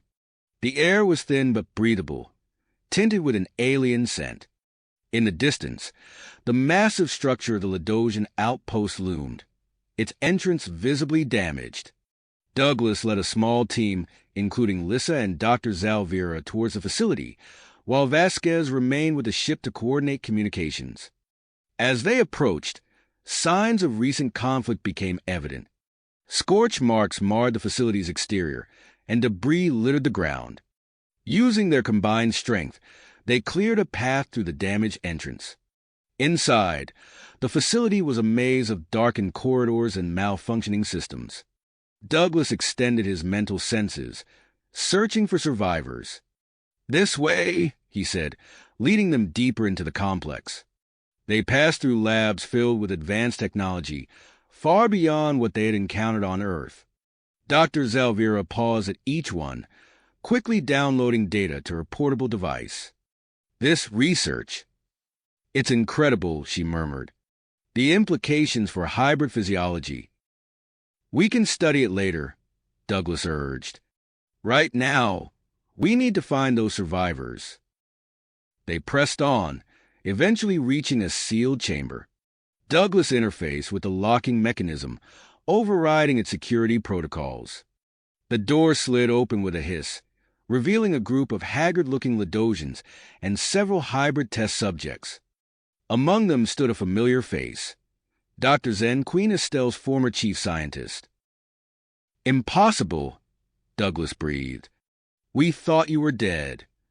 Dr. Zen's eyes widened in recognition. "The Earth hybrid," he said, his voice a mix of awe and apprehension. "You shouldn't be here. None of you should." Before Douglas could question him further, the facility around them hummed to life. Lights flickered on, and a holographic image materialized in the center of the room. Queen Estelle's face, regal and cold, gazed down at them. "If you are seeing this message," the recording began, "then the unthinkable has happened. Our Earth invasion has failed. But this is not the end. It is merely the beginning of the next phase." The hologram flickered, showing schematics of advanced hybrid soldiers and weaponry. "This outpost contains the fruits of our most ambitious research. An army of hybrids, more powerful than any before, loyal only to our cause. They will carry our vengeance to the stars." As the message played, the facility shuddered. Throughout the complex, stasis pods began to activate, their occupants stirring to life. "We need to get out of here now," Douglas shouted, but it was already too late. The first of the advanced hybrids emerged from a nearby chamber, its eyes glowing with unnatural power. Douglas and Lissa moved to intercept it, their own abilities pushed to the limit as they engaged in combat. The sound of multiple launches echoed through the facility. On the ship, Vasquez's voice crackled over the comm system. "Douglas, we've got multiple bogies lifting off from hidden silos. They're prepping for launch."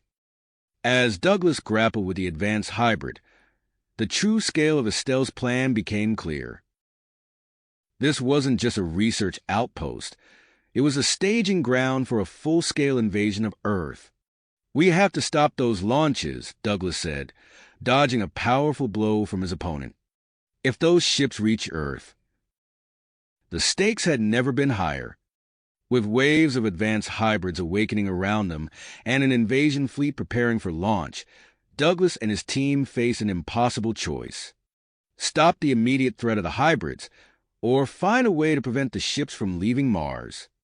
Time was running out, and the fate of two worlds hung in the balance. Balance. The team shared a brief, tense glance before springing into action. Douglas charged forward, his hybrid abilities surging through his body as he engaged the first of the elite guardians.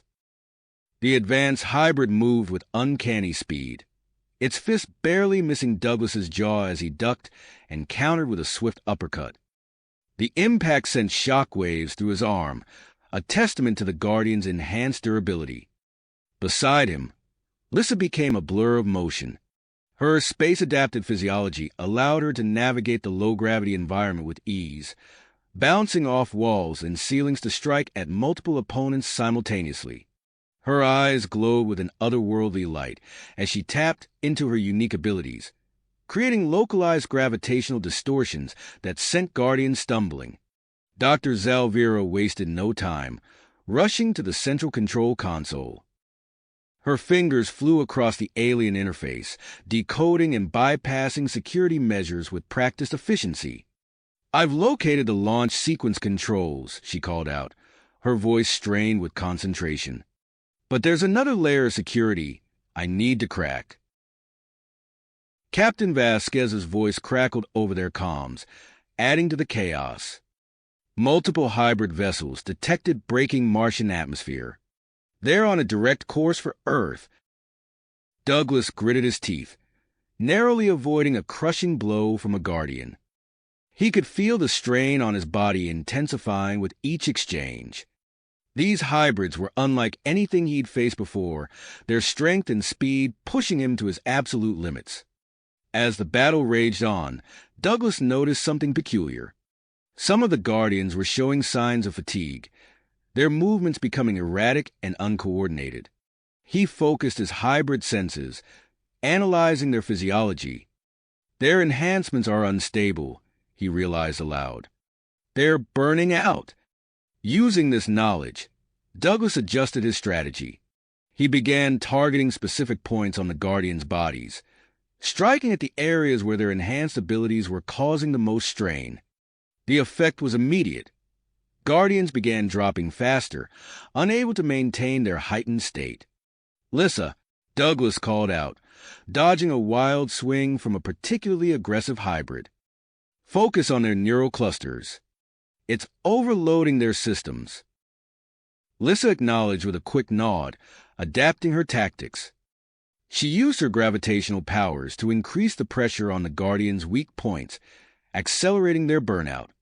Dr. Zalvira's frustrated growl cut through the sounds of combat. "There's a biometric lock. It's keyed to Queen Estelle's DNA. Without a sample, I can't stop the launch." Time was running out. More hybrid ships were launching with each passing second. Douglas's mind raced, searching for a solution. Then it hit him, his own hybrid DNA, derived from Estelle's experiments. "Cover me!" he shouted, fighting his way towards the console. Lissa immediately moved to his side, creating a protective barrier with her powers. Douglas reached the biometric scanner, his body aching from countless impacts. He placed his hand on the glowing panel, bracing himself for what was to come. Pain lanced through his body as the scanner analyzed his genetic makeup. It felt like every cell was being torn apart and reassembled. Douglas gritted his teeth, fighting to maintain consciousness as the seconds ticked by. Finally, the console beeped in acceptance. "It worked," Dr. Zalvira exclaimed, her fingers already inputting the abort sequence. The facility shuddered as launch systems powered down. Screens flickered, showing hybrid ships falling back to the Martian surface. They had stopped the full invasion force, but not all of it. Several vessels have already broken through, Vasquez reported. They're en route to Earth. With the immediate threat neutralized, the team turned their attention to containing the remaining Guardians and securing the facility. Douglas, his body pushed beyond its limits, stumbled and nearly fell. Lissa caught him, supporting his weight. "We need to get you medical attention," she said, concern evident in her voice. As they worked to stabilize the situation, Dr. Zen approached cautiously. "There's more," he said, his eyes darting nervously. "This outpost, it's not the only one. Estelle had a network of facilities throughout the solar system." The implications of this revelation hung heavy in the air. Their mission was a long way to go. Vasquez's voice came through once more, bringing a small measure of hope. "I've alerted Earth's defenses and the Ladosian peacekeepers. They're preparing to intercept the launched vessels." As the team began the process of securing the facility and preparing for evacuation, Douglas and Lissa worked together to stabilize the remaining hybrid Guardians. Their shared experiences created a unique bond, a silent understanding passing between them as they navigated the complexities of their hybrid natures. With the immediate crisis averted, the true scope of their ongoing mission began to take shape. The Mars outpost was just the beginning, a single piece in Queen Estelle's grand design. As they prepared to leave the Red Planet, carrying with them a wealth of advanced technology and crucial intelligence, the team knew that the fight against Estelle's legacy was a long way to go. The spacecraft's engines hummed to life, ready to carry them back to Earth. But as they lifted off from the Martian surface, leaving behind the secure facility and the echoes of their fierce battle, a new chapter in their mission was just beginning to unfold. As the Red Planet receded behind them, the team settled into the familiar routine of space travel, each processing the events of the past few hours in their own way. Douglas winced as he eased himself into a seat in the ship's medical bay, his body still aching from the intense battle with the advanced hybrids. Dr. Zalvira busied herself with various scanners and instruments, her brow furrowed in concentration as she assessed his condition. "Your hybrid physiology never ceases to amaze me," she muttered, studying the readouts. "The strain you put on your body would have killed a normal human, yet you're already showing signs of accelerated healing." Lissa, perched on a nearby examination table, watched the proceedings with a mixture of concern and curiosity. Her own injuries, while less severe, served as a stark reminder of the power they had faced on Mars. Captain Vasquez's voice crackled over the intercom, interrupting the moment of relative calm. "We've got a situation. All senior personnel to the bridge, immediately." Exchanging worried glances, Douglas and Lissa followed Dr. Zalvira to the ship's command center. The tension in the air was palpable as they entered, finding Vasquez hunched over a console, her face illuminated by the glow of holographic displays. "What's wrong?" Douglas asked, his senses already on high alert. Vasquez looked up, her expression grim. "Long-range sensors just picked up a massive energy signature. It's like nothing we've ever seen before." The main view screen flickered to life, displaying a swirling mass of energy steadily approaching from the outer reaches of the solar system. The sheer scale of the anomaly was staggering, dwarfing even the largest known Ladosian vessels. "Is it Ladosian?" Lissa asked, her eyes fixed on the pulsating image. Dr. Zalvira shook her head, fingers dancing across her data pad. "No, this technology is far beyond anything in our records. It doesn't match any known human designs either." A heavy silence fell over the bridge as the implications sank in. They were facing something entirely new, potentially more advanced than either humanity or the Ladosians had ever encountered.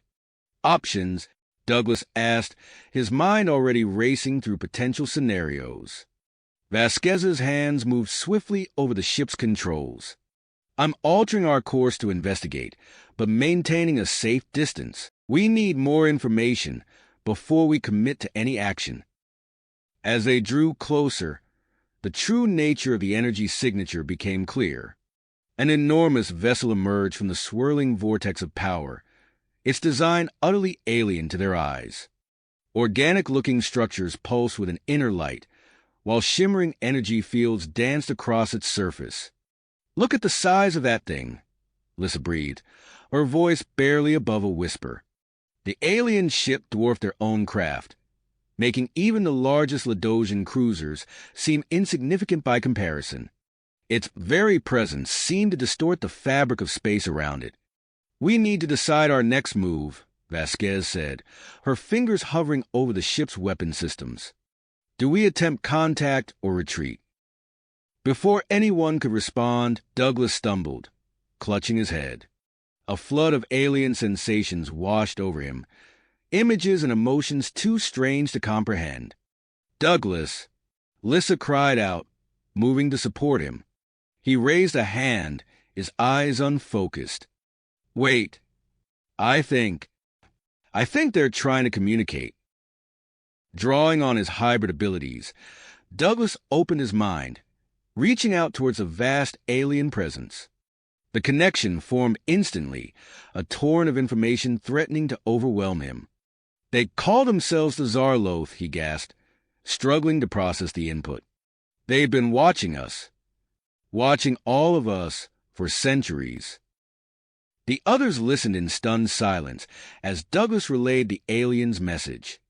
The Zarloth had come to intervene in the hybrid conflict, viewing it as a potential threat to galactic stability. They expressed particular interest in Douglas and Lissa, recognizing their unique physiologies as a significant evolutionary step. Before anyone could fully process this revelation, the Zarloth ship pulsed with energy. Every system on the human Ladosian vessel flickered and died, leaving them adrift in the void. "We've lost all power," Vasquez shouted, frantically working to restore control. In the chaos that followed, Douglas felt a strange, tingling sensation. He locked eyes with Lissa, seeing the same realization dawn on her face. Before either could react, they vanished from the bridge in a flash of light. Douglas and Lissa materialized in a vast, organic chamber aboard the Zarloth vessel. The walls pulsed with an inner light, creating an otherworldly atmosphere. Before them stood a group of tall, ethereal beings with shimmering, translucent bodies. One of the Zarloth stepped forward, its form rippling like water. When it spoke, the words formed directly in their minds. "Welcome, human Ladosian hybrids. We have much to learn from each other." As Douglas and Lissa struggled to comprehend their new surroundings, the Zarloth began to explain their purpose. They spoke of tests and examinations, of unlocking the full potential of hybrid physiology. Meanwhile, aboard the disabled human Ladosian ship, Captain Vasquez and Dr. Zalvira worked frantically to restore power. Emergency lights bathed the bridge in an eerie red glow as they fought to reactivate critical systems. "Life support is back online," Dr. Zalvira announced, her voice strained. "But propulsion and long-range communications are still down." Vasquez slammed her fist against a dead console in frustration. "We're sitting ducks out here. We need to find a way to get Douglas and Lissa back." As the crew grappled with their technological disadvantage, Douglas and Lissa found themselves subjected to a series of intense, non-invasive examinations aboard the Zarloth ship. Advanced bioscanning technology probed their hybrid physiology down to the cellular level. During one particularly intense scan, Douglas felt a surge of power course through his body. His hybrid abilities flared to life, stronger than ever before. Beside him, Lissa gasped, her own powers manifesting in new and unexpected ways. The lead Zarloth observed their reactions with keen interest. "Fascinating. Your hybrid nature allows for greater adaptability than we initially hypothesized." As the examinations continued, the Zarloth revealed more about their intentions. They spoke of monitoring hybrid development throughout the galaxy, viewing it as a potential next step in cosmic evolution. Your Queen Estelle's methods were crude, one of the aliens communicated, but the potential she unleashed, it could reshape the future of multiple species. Before Douglas or Lissa could fully process this information, alarms blared throughout the Zarloth ship. Holographic displays materialized, showing the hybrid vessel's launch from Mars rapidly approaching. A threat approaches, the lead Zarloth stated calmly. Observe. With a gesture, the alien activated the ship's defensive systems. A pulse of energy rippled outward, engulfing the incoming hybrid vessels. In an instant, the threat was neutralized, the ships rendered powerless and adrift in space. Douglas and Lissa exchanged shocked glances, the full implications of the Zarlotha's power sinking in. The aliens turned their attention back to the hybrids, their ethereal forms shimmering with anticipation. Now, the lead Zarloth communicated, you face a choice. Return to your people and continue your current path, or remain with us to unlock the full potential of your hybrid nature. The decision you make will shape not only your own futures, but the course of human-Ladosian relations and the very concept of hybrid beings throughout the galaxy. As Douglas and Lissa grappled with this monumental decision, the disabled human-Ladosian ship drifted silently in space, its crew anxiously awaiting the return of their comrades or the next move of the enigmatic Zarloth. The fate of two species, and perhaps the entire galaxy, hung in the balance, awaiting the choice of two unlikely heroes thrust into the heart of a cosmic drama. Douglas and Lissa exchanged a long, meaningful look. The weight of the Zarlotha's offer hung heavy in the air, but their decision was clear. "We appreciate your offer," Douglas said, addressing the ethereal beings, "but our place is with our own people. We have a mission to complete." The lead Zarlotha's form rippled, a gesture that seemed to convey understanding. "Your choice is respected. We will return you to your vessel." In a flash of light, Douglas and Lissa found themselves back on the bridge of their ship. Captain Vasquez and Dr. Zalvira started at their sudden appearance. "Douglas, Lissa," Vasquez exclaimed. "What happened? Are you all right?" Before they could respond, the ship's systems flared to life. Consoles lit up, engines hummed, and the main view screen displayed a clear image of the surrounding space.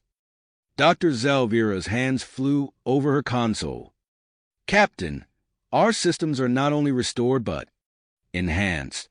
These readings are unlike anything I've seen before." Vasquez's eyes widened as she took in the new information.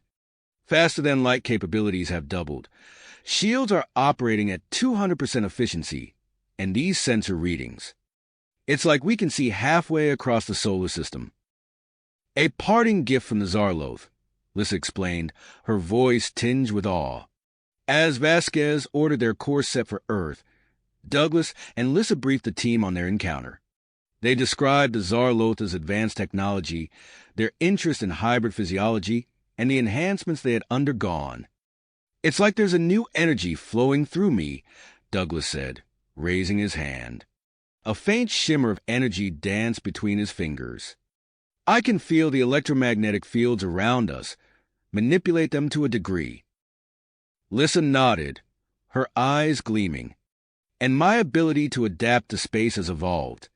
I could probably survive environments that would have killed me before." Their conversation was interrupted by an urgent transmission from Earth. The view screen filled with images of chaos.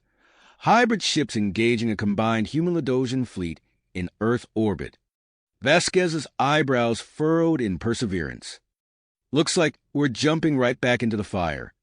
All hands, battle stations." As they approached Earth, the scale of the conflict became apparent. Hybrid vessels darted between larger human and Ladosian ships, their advanced weaponry leaving trails of destruction. "Douglas, Lissa, we need you on the front lines," Vasquez ordered. "Use those new abilities of yours to give us an edge." Douglas nodded, heading for an airlock. He stepped into space. The vacuum no longer a threat thanks to his hybrid physiology. Focusing his newfound abilities, he reached out with his mind, feeling the energy signatures of the nearby hybrid ships.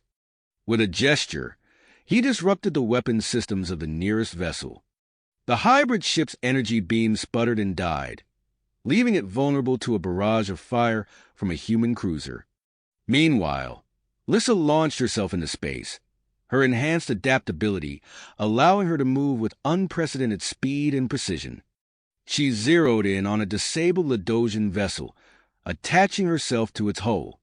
Working quickly, she bypassed the ship's damage systems, bringing its weapons back online. The tide of battle seemed to be turning when a massive shape appeared at the edge of the solar system. A hybrid command ship, easily twice the size of any vessel in the Earth Defense Fleet, slowly approached the conflict. "By the stars," Vasquez breathed, staring at the readings. "The firepower on that thing could decimate half the fleet in minutes." Douglas and Lissa returned to the ship, their faces grim as they studied the new threat. "We need to take it out," Douglas said, his voice firm. "And I think I know how. Captain, can you get us close?" Vasquez nodded, her hands already moving over the controls. "Hold on tight, everyone. This is going to be a bumpy ride." The ship dove into the fray, weaving between laser blasts and debris. Vasquez's expert piloting, combined with their enhanced shields, allowed them to approach the massive hybrid command ship unscathed. As they neared their target, a swarm of smaller craft emerged from the command ship's hangars. These fighters moved with incredible agility, their pilots clearly of a higher caliber than those they had faced before. "Evasive maneuvers," Vasquez called out, her hands flying over the controls. The ship rolled and dove, narrowly avoiding a barrage of enemy fire. Douglas and Lissa prepared themselves at the airlock, a small strike team assembled behind them. As soon as Vasquez brought them alongside the command ship's hull, they sprang into action. Using his energy manipulation, Douglas created a localized field that disrupted the command ship's shields, allowing Lissa to cut through the hull with a high-powered laser. The strike team poured through the opening, engaging the hybrid defenders in close-quarters combat. Fighting their way through the ship's corridors, Douglas and Lissa found their abilities working in concert. When Douglas deflected energy weapons, Lissa was there to take advantage of the opening. When Lissa's enhanced reflexes allowed her to dodge attacks, Douglas capitalized on the enemy's overextension. They fought their way to the heart of the ship, the central control room. As the doors slid open, they were met with a sight that stopped them in their tracks. In the center of the room stood a stasis pod, its surface covered in a network of pulsing energy lines. Through the translucent cover, they could see a figure that was unmistakably Queen Estelle, or rather, a clone of her. The clone's eyes snapped open, filled with the same cold drive they had seen in the original Estelle. The stasis pod began to open, energy crackling around it. "Douglas," Lissa said, her voice tense, "we need to contain her. Now." Instinctively, they reached out with their powers. Douglas created a field of disruptive energy around the pod, while Lissa focused on adapting the very air around them to resist the clone's attempts to break free. The Estelle clone rose from the pod, her eyes narrowing as she encountered the invisible barrier. She raised her hand, and a wave of force slammed against their combined efforts. Douglas gritted his teeth, feeling the strain of maintaining the field. "We can't hold her forever. We need to decide what to do, and fast." As the clone of Estelle pushed against their containment, the team found themselves facing an impossible choice. The fate of Earth, and perhaps the entire human-Ladosian alliance, hung in the balance as they grappled with their next move. Douglas locked eyes with Lissa, a silent understanding passing between them. They had come too far to falter now. "We can't let her escape," Douglas said, his voice steady despite the strain of maintaining the energy field. "But we can't risk killing her either." She might be our only link to understanding the full extent of the hybrid threat. Lissa nodded, her brow furrowed in concentration as she adapted the air around them to reinforce their containment. We need a way to neutralize her without causing permanent damage. As if struck by inspiration, Douglas's eyes widened. The stasis pod. If we can modify it, use our enhanced abilities to shut it down in a controlled manner. It could work, Lissa agreed, catching on quickly. I can use my space-adapted physiology to maintain the pod's integrity during the process. Without wasting another moment, they sprang into action. Douglas channeled his energy manipulation abilities into the stasis pod systems, carefully probing its inner workings. Lissa positioned herself next to the pod, her hands splayed across its surface as she monitored the clone's vital signs. The Estelle clone's eyes snapped open, burning with defiance. She thrashed against her confinement, her movements becoming increasingly frantic as she sensed their intentions. The pod systems began to spark and hiss, threatening to release its occupant prematurely. Douglas gritted his teeth, intensifying his efforts. Sweat beaded on his forehead as he pushed his abilities to their limits, trying to maintain control over the rapidly destabilizing pod. Lissa, I can't hold it much longer, he called out, his voice strained. In response, Lissa pressed herself against the pod, using her body as a living conduit to stabilize its systems. I've got you, Douglas. Just a little more. Their combined efforts triggered an unexpected reaction. A surge of hybrid energy coursed through the pod, enveloping its occupant in a brilliant light. The clone's eyes widened in shock before rolling back in her head as she slipped into unconsciousness. As quickly as it began, the energy surge subsided. Douglas and Lissa stumbled back, gasping for breath. The pod systems hummed quietly, its occupant now still and silent. Is she? Douglas asked, unable to finish the question. Lissa quickly checked the pod's readouts. Alive, but unconscious. Her vital signs have stabilized, but something's changed. Her hybrid physiology, it's been altered somehow. Before they could investigate further, the ship shuddered around them. A proximity alert blared through the command center speakers. We need to move, Douglas said, already working to secure the pod for transport. Let's get her back to the ship and disable this command vessel's key systems. As they worked, they discovered data banks filled with information about hidden hybrid facilities throughout the solar system. They quickly downloaded the data, recognizing its crucial importance for future operations. With the unconscious Estelle clone secured and the command ship's weapons, propulsion, and communication arrays disabled, Douglas and Lissa led their strike team in a final sweep of the vessel. In a hidden chamber, they stumbled upon a cache of experimental hybrid technology, including prototypes for even more advanced enhancements. As they carefully documented and secured these findings, Douglas felt a familiar tingling sensation coursing through his body. Beside him, Lissa gasped, her eyes widening in surprise. Douglas, are you feeling this? She asked, her voice filled with a mix of excitement and apprehension. He nodded, focusing on the strange new awareness flooding his senses. Suddenly, he found himself able to interface directly with the ship's systems, as if they were an extension of his own body. It's like I can control everything, he marveled, experimentally shutting down a nearby console with a mere thought. Lissa nodded, her own newfound abilities allowing her to sense the ship's inner workings with unprecedented clarity. We can use this to our advantage. Let's make sure this ship won't pose a threat to anyone ever again.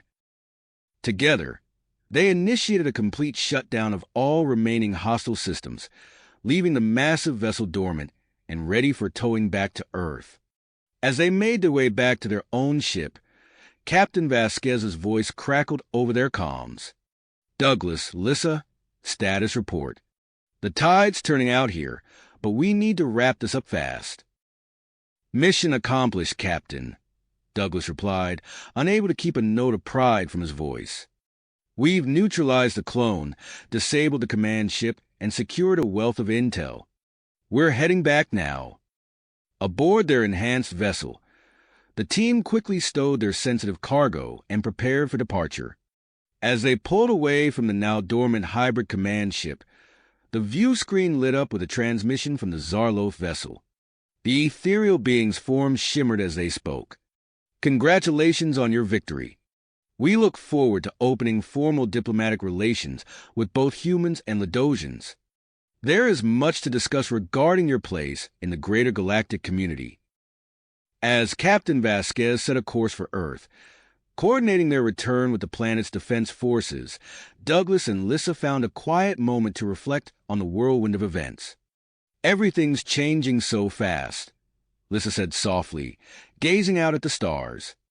"Our abilities, the balance of power in the solar system, Earth's place in the galaxy." Douglas nodded, feeling the weight of their responsibilities more keenly than ever. "Whatever comes next, we'll face it together. Human, Ledosian, hybrid, we're all in this now." As Earth grew larger in the view screen, they knew their adventure was just getting started.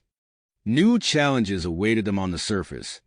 Debriefings, research into the experimental technology they'd recovered, and the complex task of rebuilding in the wake of the hybrid conflict. But for now, as their ship descended through Earth's atmosphere, escorted by a mix of human and Ledosian vessels, Douglas and Lissa allowed themselves a moment of quiet triumph. They had faced impossible odds and emerged victorious, forever changed by their experiences. The future, with all its uncertainties and possibilities, beckoned with both promise and uncertainty. As their ship touched down on the landing pad, Douglas and Lissa were immediately surrounded by a flurry of activity. Armed guards, their uniforms a mix of human and Ledosian designs, quickly escorted them from the vessel. The air buzzed with tension and excitement as they were whisked away to a nearby building, its sleek architecture a testament to the rapid advancements in Earth's technology. "Welcome back," a stern-faced woman greeted them as they entered a high-security area. "I'm Colonel Sarah Hawkins. We need to debrief you immediately." Douglas and Lissa exchanged glances, sensing the urgency in her tone. They were led through a series of corridors, each more secure than the last, until they reached a large room filled with advanced monitoring equipment and bustling with scientists and military personnel. "Right this way, Dr. Elena Rodriguez said, gesturing to a pair of examination tables. "We need to run some tests to assess the changes in your physiology." As they lay down, Douglas felt a familiar tingling sensation coursing through his body. He watched in fascination as holographic displays sprang to life above them, detailing complex genetic structures and energy patterns. "Extraordinary," Dr. Rodriguez muttered, her eyes wide as she studied the readouts. "The integration between human and Ledosian DNA has progressed significantly. Your abilities appear to have stabilized at a much higher level than we anticipated." Lissa sat up, flexing her fingers experimentally. "I can feel it. It's like everything is clearer, more defined. I can sense the very air molecules around us." As the medical team continued their examinations, Douglas and Lissa were briefed on the situation developing outside. The captured Estelle clone had been transferred to a specialized containment unit within the facility, where a team led by Dr. Zen was already hard at work studying her unique physiology. "We're hoping to develop countermeasures against future hybrid threats," Colonel Hawkins explained, her voice tight with terrifying urgency. "But that's not all. Earth's leaders have convened an emergency summit to discuss the implications of recent events. You will both be expected to attend and demonstrate your abilities." The next few hours passed in a blur of activity. Douglas and Lissa were ushered from one meeting to another, their enhanced minds struggling to process the rapid influx of information. They learned of the ongoing debates surrounding the integration of hybrid technology into Earth's defenses and the ethical considerations of creating more hybrid individuals. As they entered the main conference room, Douglas felt a wave of nervousness wash over him. The room was filled with high-ranking officials from both human and Ladosian governments, their faces a mix of curiosity and apprehension. At the far end of the table, a group of shimmering, ethereal beings stood out from the rest, the Zarloth representatives.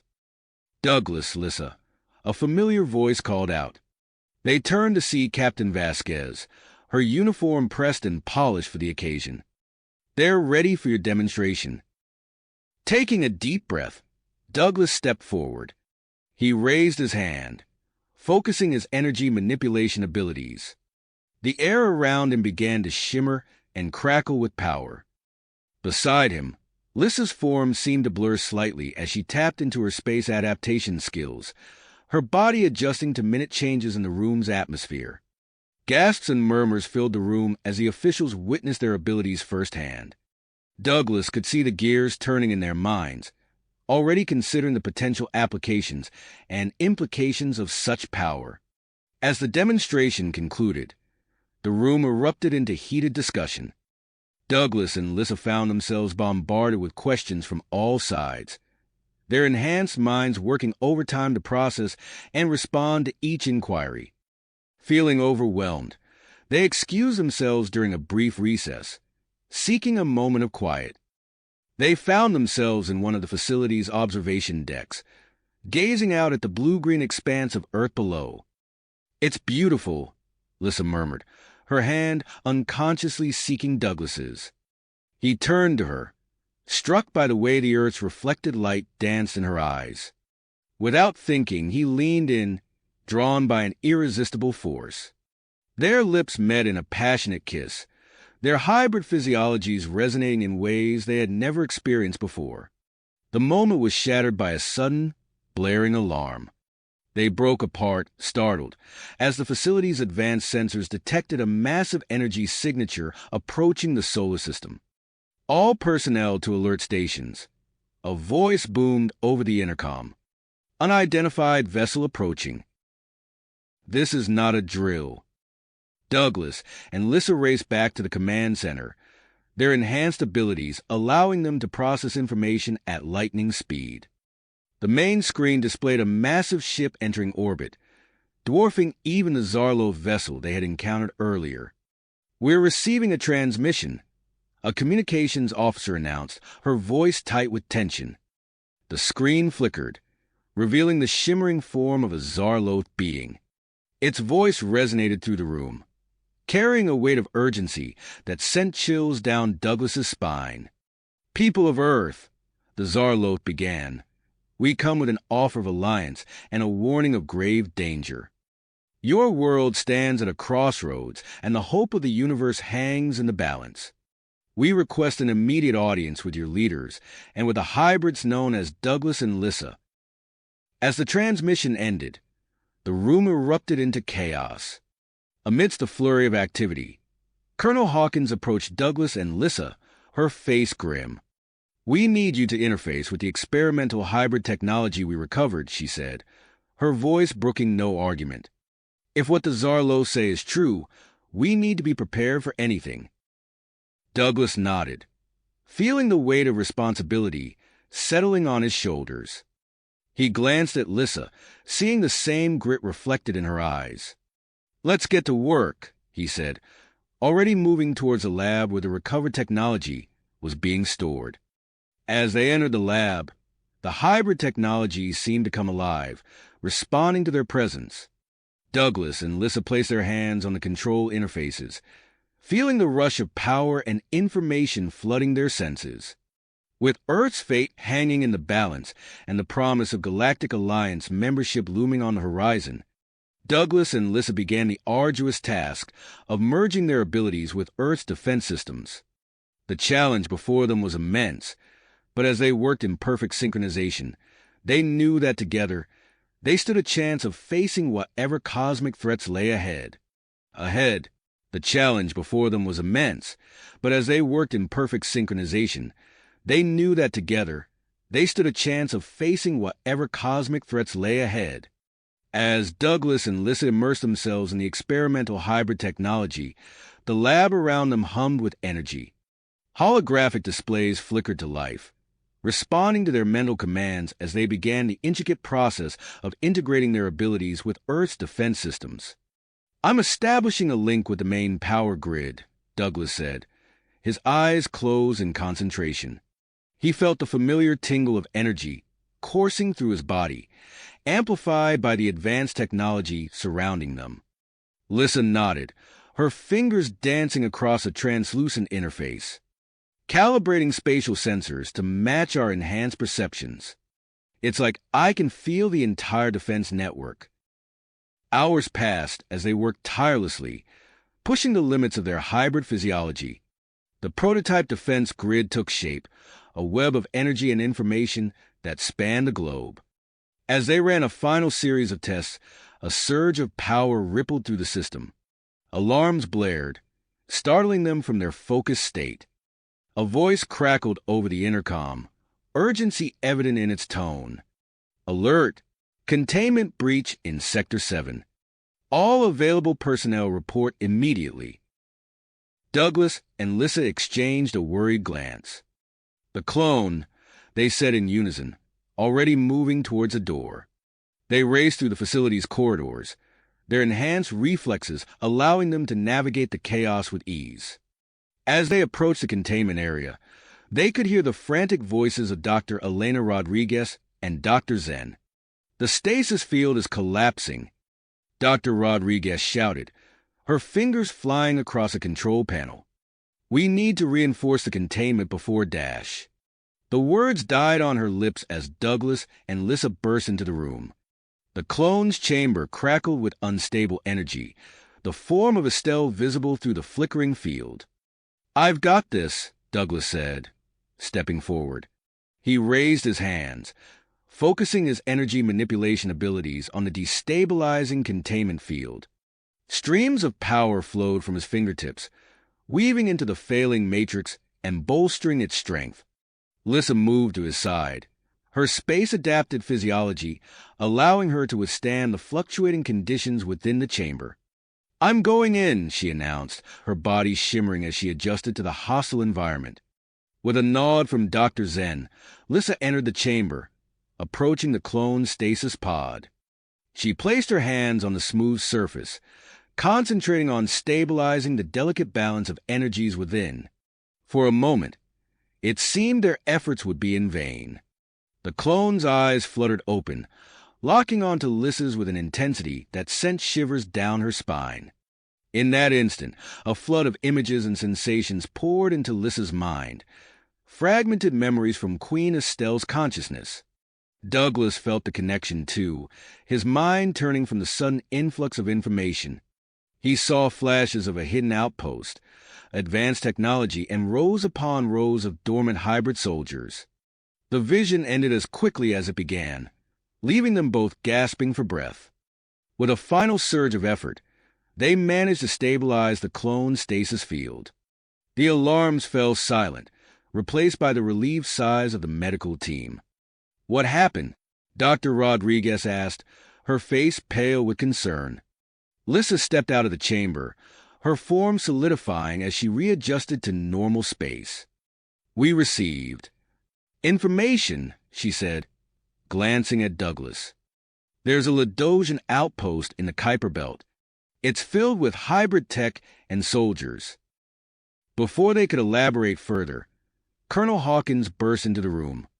"We have a situation," she announced, her voice tense.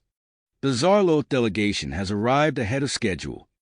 They're requesting an immediate audience." As they made their way to the landing site, Douglas and Lissa quickly briefed the colonel on their discovery. The implications of the hidden outpost added a new layer of urgency to the impending meeting. They arrived just as the Zarloth shuttle touched down, its sleek form dwarfed by the massive ship looming in orbit above. The shuttle's doors opened with a soft hiss, revealing a group of tall, ethereal beings. At their head stood Ambassador Zorax, their iridescent forms shimmering in the sunlight. "Greetings, people of Earth," Zorax said, their voice resonating with an otherworldly timbre. "We come bearing an invitation and a warning. Your world stands at a crossroads, and the fate of humanity and all alien species hangs in the balance." As the formal introductions began, Douglas and Lissa stood at attention, their minds racing with the weight of their recent discovery. They knew that the information about the Kyper Belt outpost could dramatically alter the course of these negotiations, and potentially the future of Earth itself. Ambassador Zorax turned to them, their multifaceted eyes seeming to peer into their very souls. "Ah, the hybrids," they said, a note of curiosity in their voice. "We have much to discuss regarding your unique abilities and the role you will play in the coming conflict." Douglas stepped forward, his voice steady despite the gravity of the situation. "Ambassador, we have urgent information that may be relevant to our discussions. We've discovered the existence of a hidden Ladosian outpost in the Kyper Belt, containing advanced hybrid technology and dormant soldiers." The ambassador's form shimmered with interest. "Indeed, this is most fortuitous. It seems our arrival is even more timely than we had anticipated." As they were ushered into the high-security conference room, Douglas and Lissa exchanged a nervous glance. They could sense that they were on the brink of something monumental, a turning point not just for Earth, but for the entire galaxy. The doors sealed behind them, and the fate of humanity hung in the balance as the negotiations began. The air in the conference room crackled with tension as Colonel Hawkins stepped forward to address the Zarloth delegation. "Ambassador Zorax, we appreciate your urgent message," she said, her voice steady despite the gravity of the situation. "We're prepared to discuss the details of this cosmic threat and the potential alliance you've mentioned." As the diplomats delved into their negotiations, Douglas and Lissa found themselves pulled aside by a stern-faced military officer. "We need you two for a critical mission," he said in a low voice. "Our long-range sensors have picked up unusual activity in the Kyper Belt. We believe it may be related to the outpost you discovered." Within hours, Douglas and Lissa found themselves aboard a specialized ship, its sleek design incorporating the latest in hybrid technology. As they prepared for launch, technicians swarmed around them, making last-minute adjustments to the vessel's systems. "All systems go," Douglas announced, his hands dancing across the control panel. The ship hummed to life, its hybrid-enhanced engines pulsing with hardly restrained power. As they cleared Earth's atmosphere, a priority transmission crackled through their communication system. Ambassador Zorax's ethereal face materialized on the interface. "We've detected a Void Reaver Scout ship near Pluto's orbit," the Zarloth warned, their multifaceted eyes reflecting concern. "The cosmic threat is closer than we initially believed. You must hurry." Lissa's fingers flew across the navigation controls. "Adjusting course and pushing engines to maximum," she reported, her voice taut with concentration. As they hurtled through space, Douglas and Lissa worked in tandem, their hybrid abilities allowing them to interface directly with the ship's systems. They fine-tuned the engines, enhancing the vessel's speed and reinforcing its stealth capabilities. "Void Reaver Scout at 2 o'clock, Douglas called out, his eyes fixed on the sensor readings. "Adjusting our trajectory to avoid detection."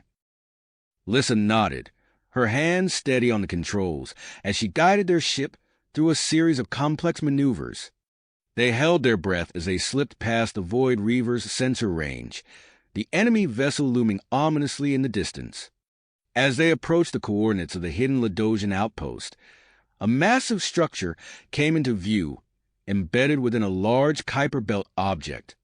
Its surface shimmered with an advanced cloaking field, rendering it nearly invisible to conventional detection methods. "There," Lissa pointed, her enhanced vision piercing through the camouflage. "I can see a faint energy signature. It must be the entrance." Douglas closed his eyes, extending his energy manipulation abilities towards the outpost. He felt the complex web of security systems, probing for weaknesses. With a burst of concentrated effort, he interfaced with the outpost defenses, overriding its protocols. A concealed docking bay slowly materialized before them, its massive doors grinding open to admit their vessel. As they touched down inside the facility, Douglas and Lissa exchanged a determined look. "Let's move," Douglas said, unstrapping himself from the pilot's seat. As they entered the outpost, they were immediately confronted by a series of automated defense systems. Laser grids crisscrossed the corridors, while gravity plates shifted unpredictably beneath their feet. Lissa's space-adapted physiology came to the fore as she navigated through areas of extreme temperature and fluctuating gravity. She moved with fluid grace, disabling security nodes with precision. "This way," she called back to Douglas, who was using his energy manipulation to create safe pathways through the laser grids. They pressed deeper into the facility, their enhanced senses on high alert for any signs of movement. The corridors were eerily silent, devoid of any signs of recent activity. As they rounded a corner, they found themselves facing a massive chamber. Row upon row of stasis pods stretched out before them, each containing a dormant hybrid soldier.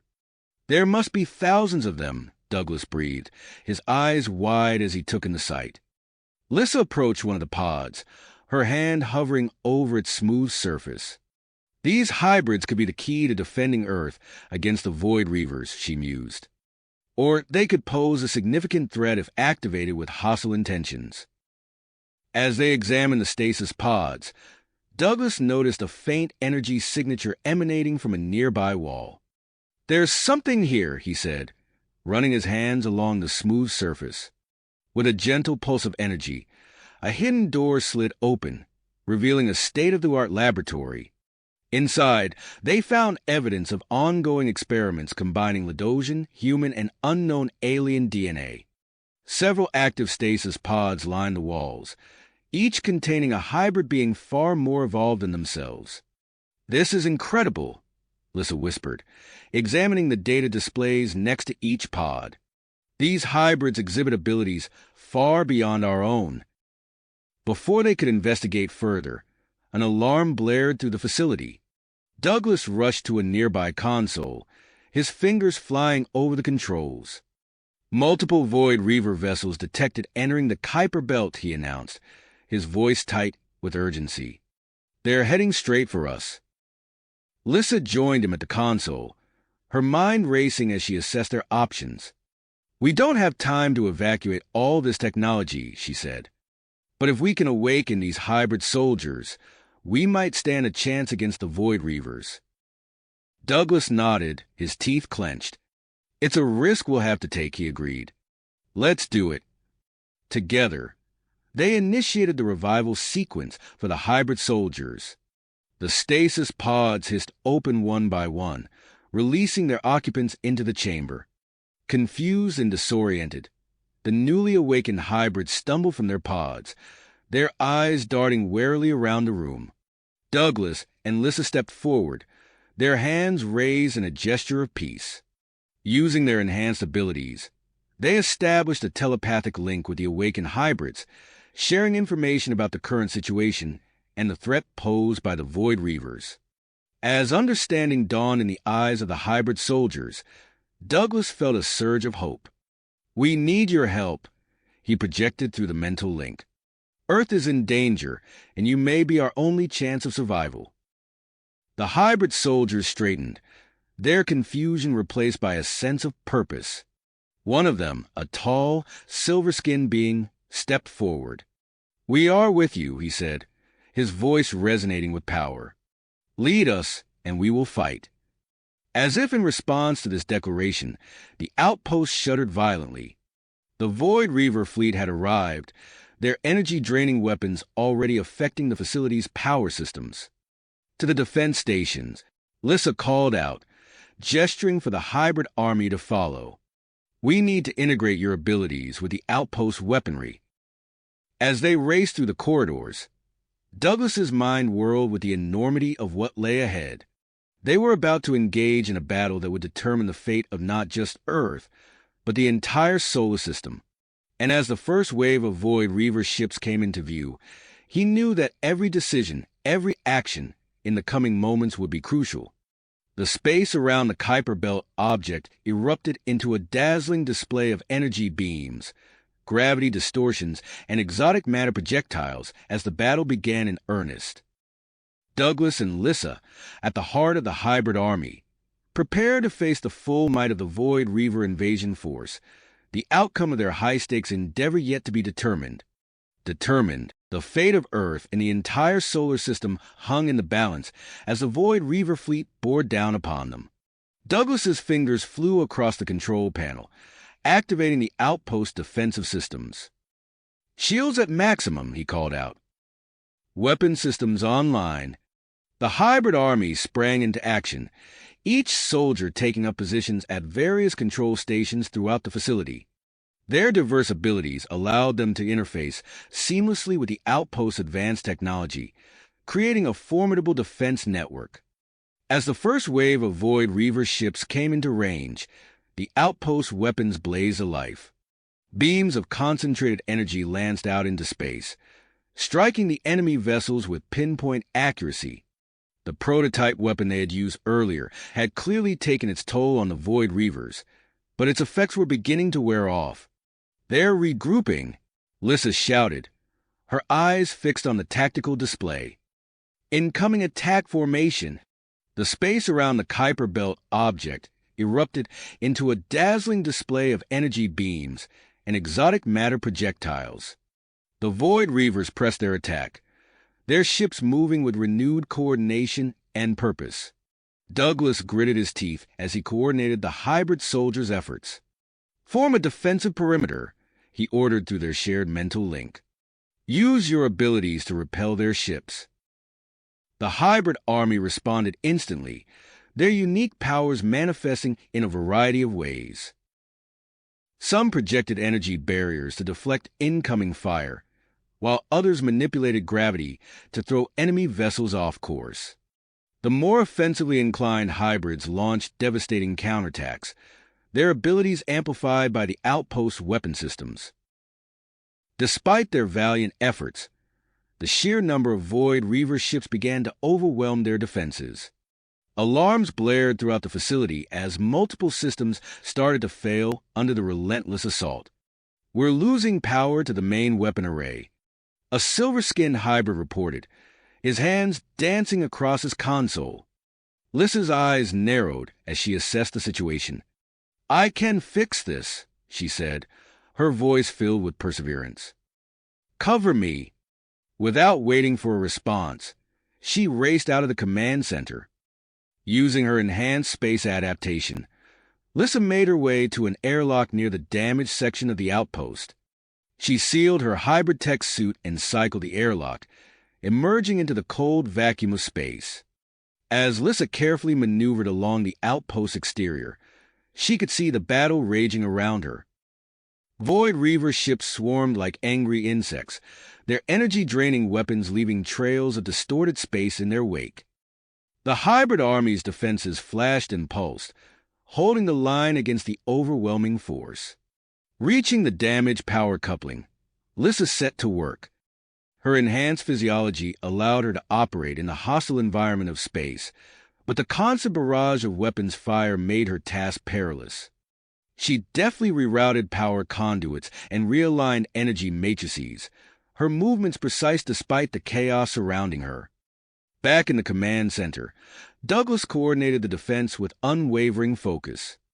"Lissa, status report," he called out over the comm link.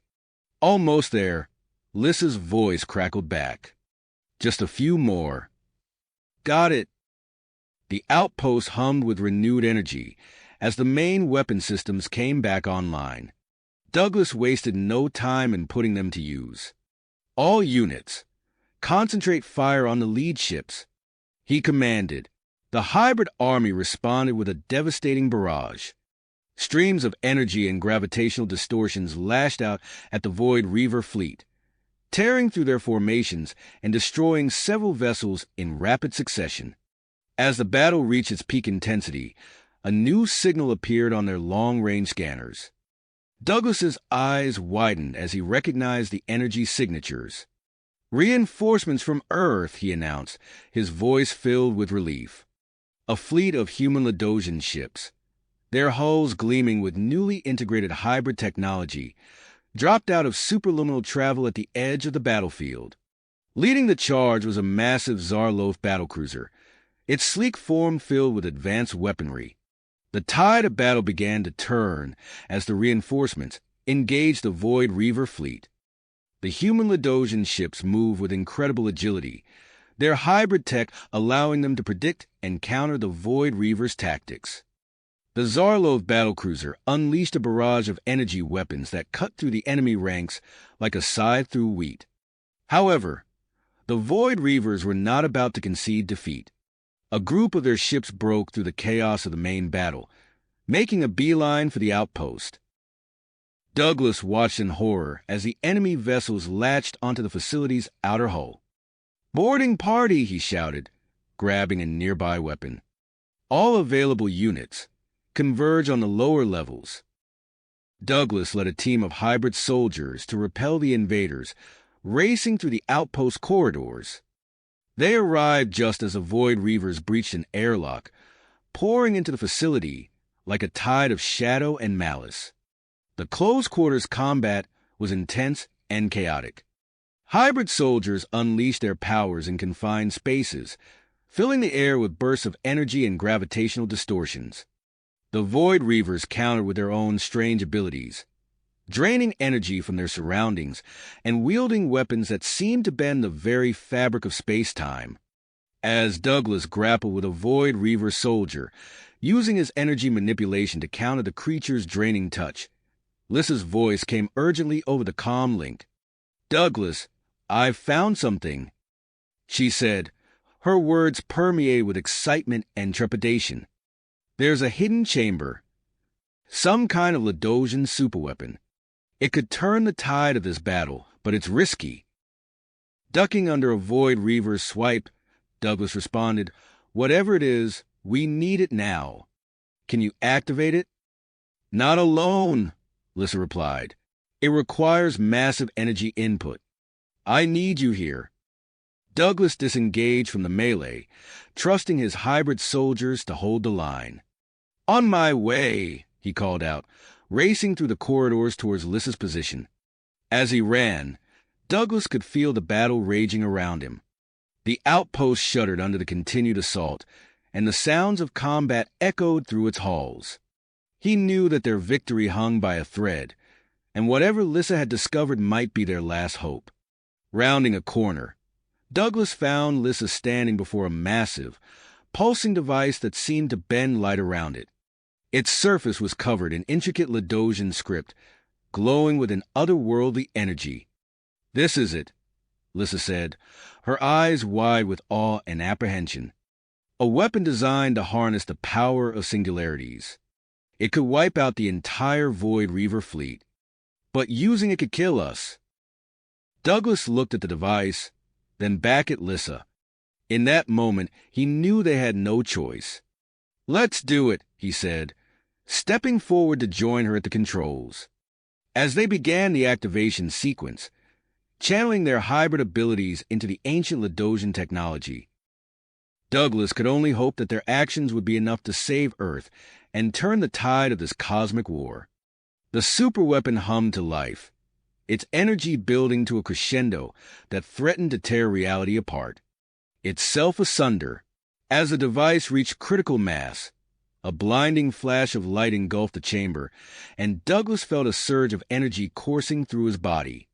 For a moment, he thought it was the end, but then the light faded, revealing a scene of utter devastation outside the outpost.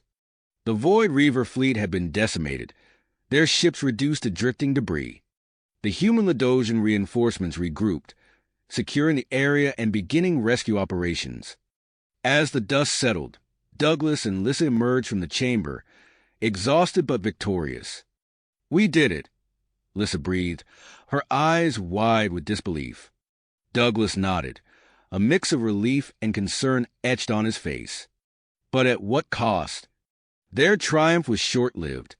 As they made their way back to the command center, an urgent transmission came through from Earth. Dr. Rodriguez's face appeared on the screen, his expression grave.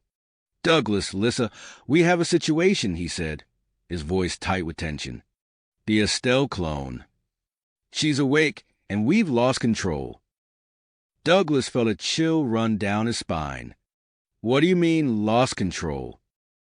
Dr. Rodriguez shook his head. "Her hybrid abilities have evolved beyond our containment measures. She's escaped the facility, leaving destruction in her wake. You need to return immediately." Without hesitation, Douglas and Lissa boarded a shuttle, leaving the hybrid army to assist with the cleanup in the Kyper belt. As they raced back to Earth, Lissa pored over the data sent by Dr. Rodriguez. "It seems the clone's awakening triggered a cascade effect in her hybrid physiology," she explained, her brow furrowed. "Her powers are growing exponentially." The shuttle broke through Earth's atmosphere, descending towards the research facility. Even from the air, they could see the trail of destruction left by the Estelle clone. Buildings were toppled, vehicles overturned, and the landscape scarred by what looked like energy blasts. As soon as they landed, they were met by a team of harried scientists and security personnel. Dr. Rodriguez rushed forward, his lab coat singed and torn. "Thank God you're here," he said, leading them inside. "We've tracked the clone to a hidden bunker beneath the ruins of her former palace. Our intel suggests she's trying to reactivate dormant hybrid technology." Douglas's eyes narrowed. "To what end?" "We're not sure," Dr. Rodriguez replied, pulling up a holographic map. "But whatever it is, it can't be good. We need to stop her before she succeeds." Lissa studied the map, her enhanced mind quickly formulating a plan. "We'll need a strike team, small, fast, and capable of handling whatever hybrid defenses she's reactivated." Within the hour, Douglas and Lissa were leading a team of elite operatives towards the bunker. As they approached, they encountered the first wave of resistance, hybrid guards, their eyes glowing with an eerie light. "They're under her control," Lissa shouted, ducking under an energy blast. Douglas nodded, his hands already glowing with gathered energy. "Then we'll have to go through them." The battle was intense, with Douglas and Lissa using their abilities in perfect synchronization. They created energy shields, manipulated gravity to throw guards off balance, and used their enhanced strength and agility to overcome the opposition. As they fought their way deeper into the bunker, the air grew thick with an oppressive energy. They could feel the pulse of hybrid technology all around them, growing stronger with each step. Finally, they reached the central chamber. The door slid open, revealing a massive room dominated by a towering hybrid command system. And there, interfacing directly with the machine, stood the Estelle clone. She turned to face them, her eyes glowing with an otherworldly power. A cruel smile played across her lips as she regarded Douglas and Lissa. "Ah, my wayward pets," she purred, her voice resonating with unnatural harmonics. "How fitting that you should be here to witness my ascension." Douglas took a step forward, his hands raised in a placating gesture. "Estelle, whatever you're planning, it's not too late to stop." The clone laughed, the sound sending shivers through the assembled team. "Stop? Why would I stop when I'm so close to achieving true power?" She gestured to the command system behind her. "The Void Reavers were just the beginning. With this, I'll unite all hybrids under my rule. A new galactic order, with me as the Supreme Empress." Lissa's eyes widened in horror. "You can't be serious. The devastation that would cause Dash is necessary," the clone interrupted. "For too long, we've been held back by the fears and limitations of others. No more. It's time for hybrids to take their rightful place in the universe." With that, she raised her hands, and the air around them crackled with energy. The entire bunker seemed to come alive, panels sliding away to reveal hidden weapon systems and energy conduits. "Now," the Estelle clone said, her voice echoing through the chamber, "let me show you true power." The battle erupted in earnest, with Douglas and Lissa pushing their abilities to the limit. The clone used the bunker systems to create energy constructs and gravity distortions, turning the entire structure into a deadly weapon. As they fought, Douglas's mind raced, searching for a weakness. He watched as Lissa narrowly avoided a gravitational shear, her movements perfectly in sync with his own. Suddenly, an idea struck him. "Lissa," he called out, ducking under an energy blast. "Our resonance. If we combine our abilities, we might be able to disrupt her connection to the system." Lissa's eyes lit up with understanding. She nodded, fighting her way to Douglas's side. As they stood back to back, they began to channel their energies, focusing on the unique harmonic resonance of their hybrid physiologies. The air around them began to shimmer, a field of energy building between them. The Estelle clone's eyes widened as she sensed the growing power. "No!" she screamed, redoubling her assault. But it was too late. Douglas and Lissa released their combined energy in a massive pulse that swept through the chamber. The clone's connection to the hybrid systems faltered, her powers momentarily neutralized. Seizing the opportunity, Lissa sprang forward, her space-adapted reflexes allowing her to close the distance in a heartbeat. The clone, caught off guard, made a desperate lunge at Douglas. In that instant, Lissa's intervention changed everything. She twisted, using her enhanced agility to outmaneuver the clone. There was a brief struggle, a moment of precarious balance, and then the unthinkable happened.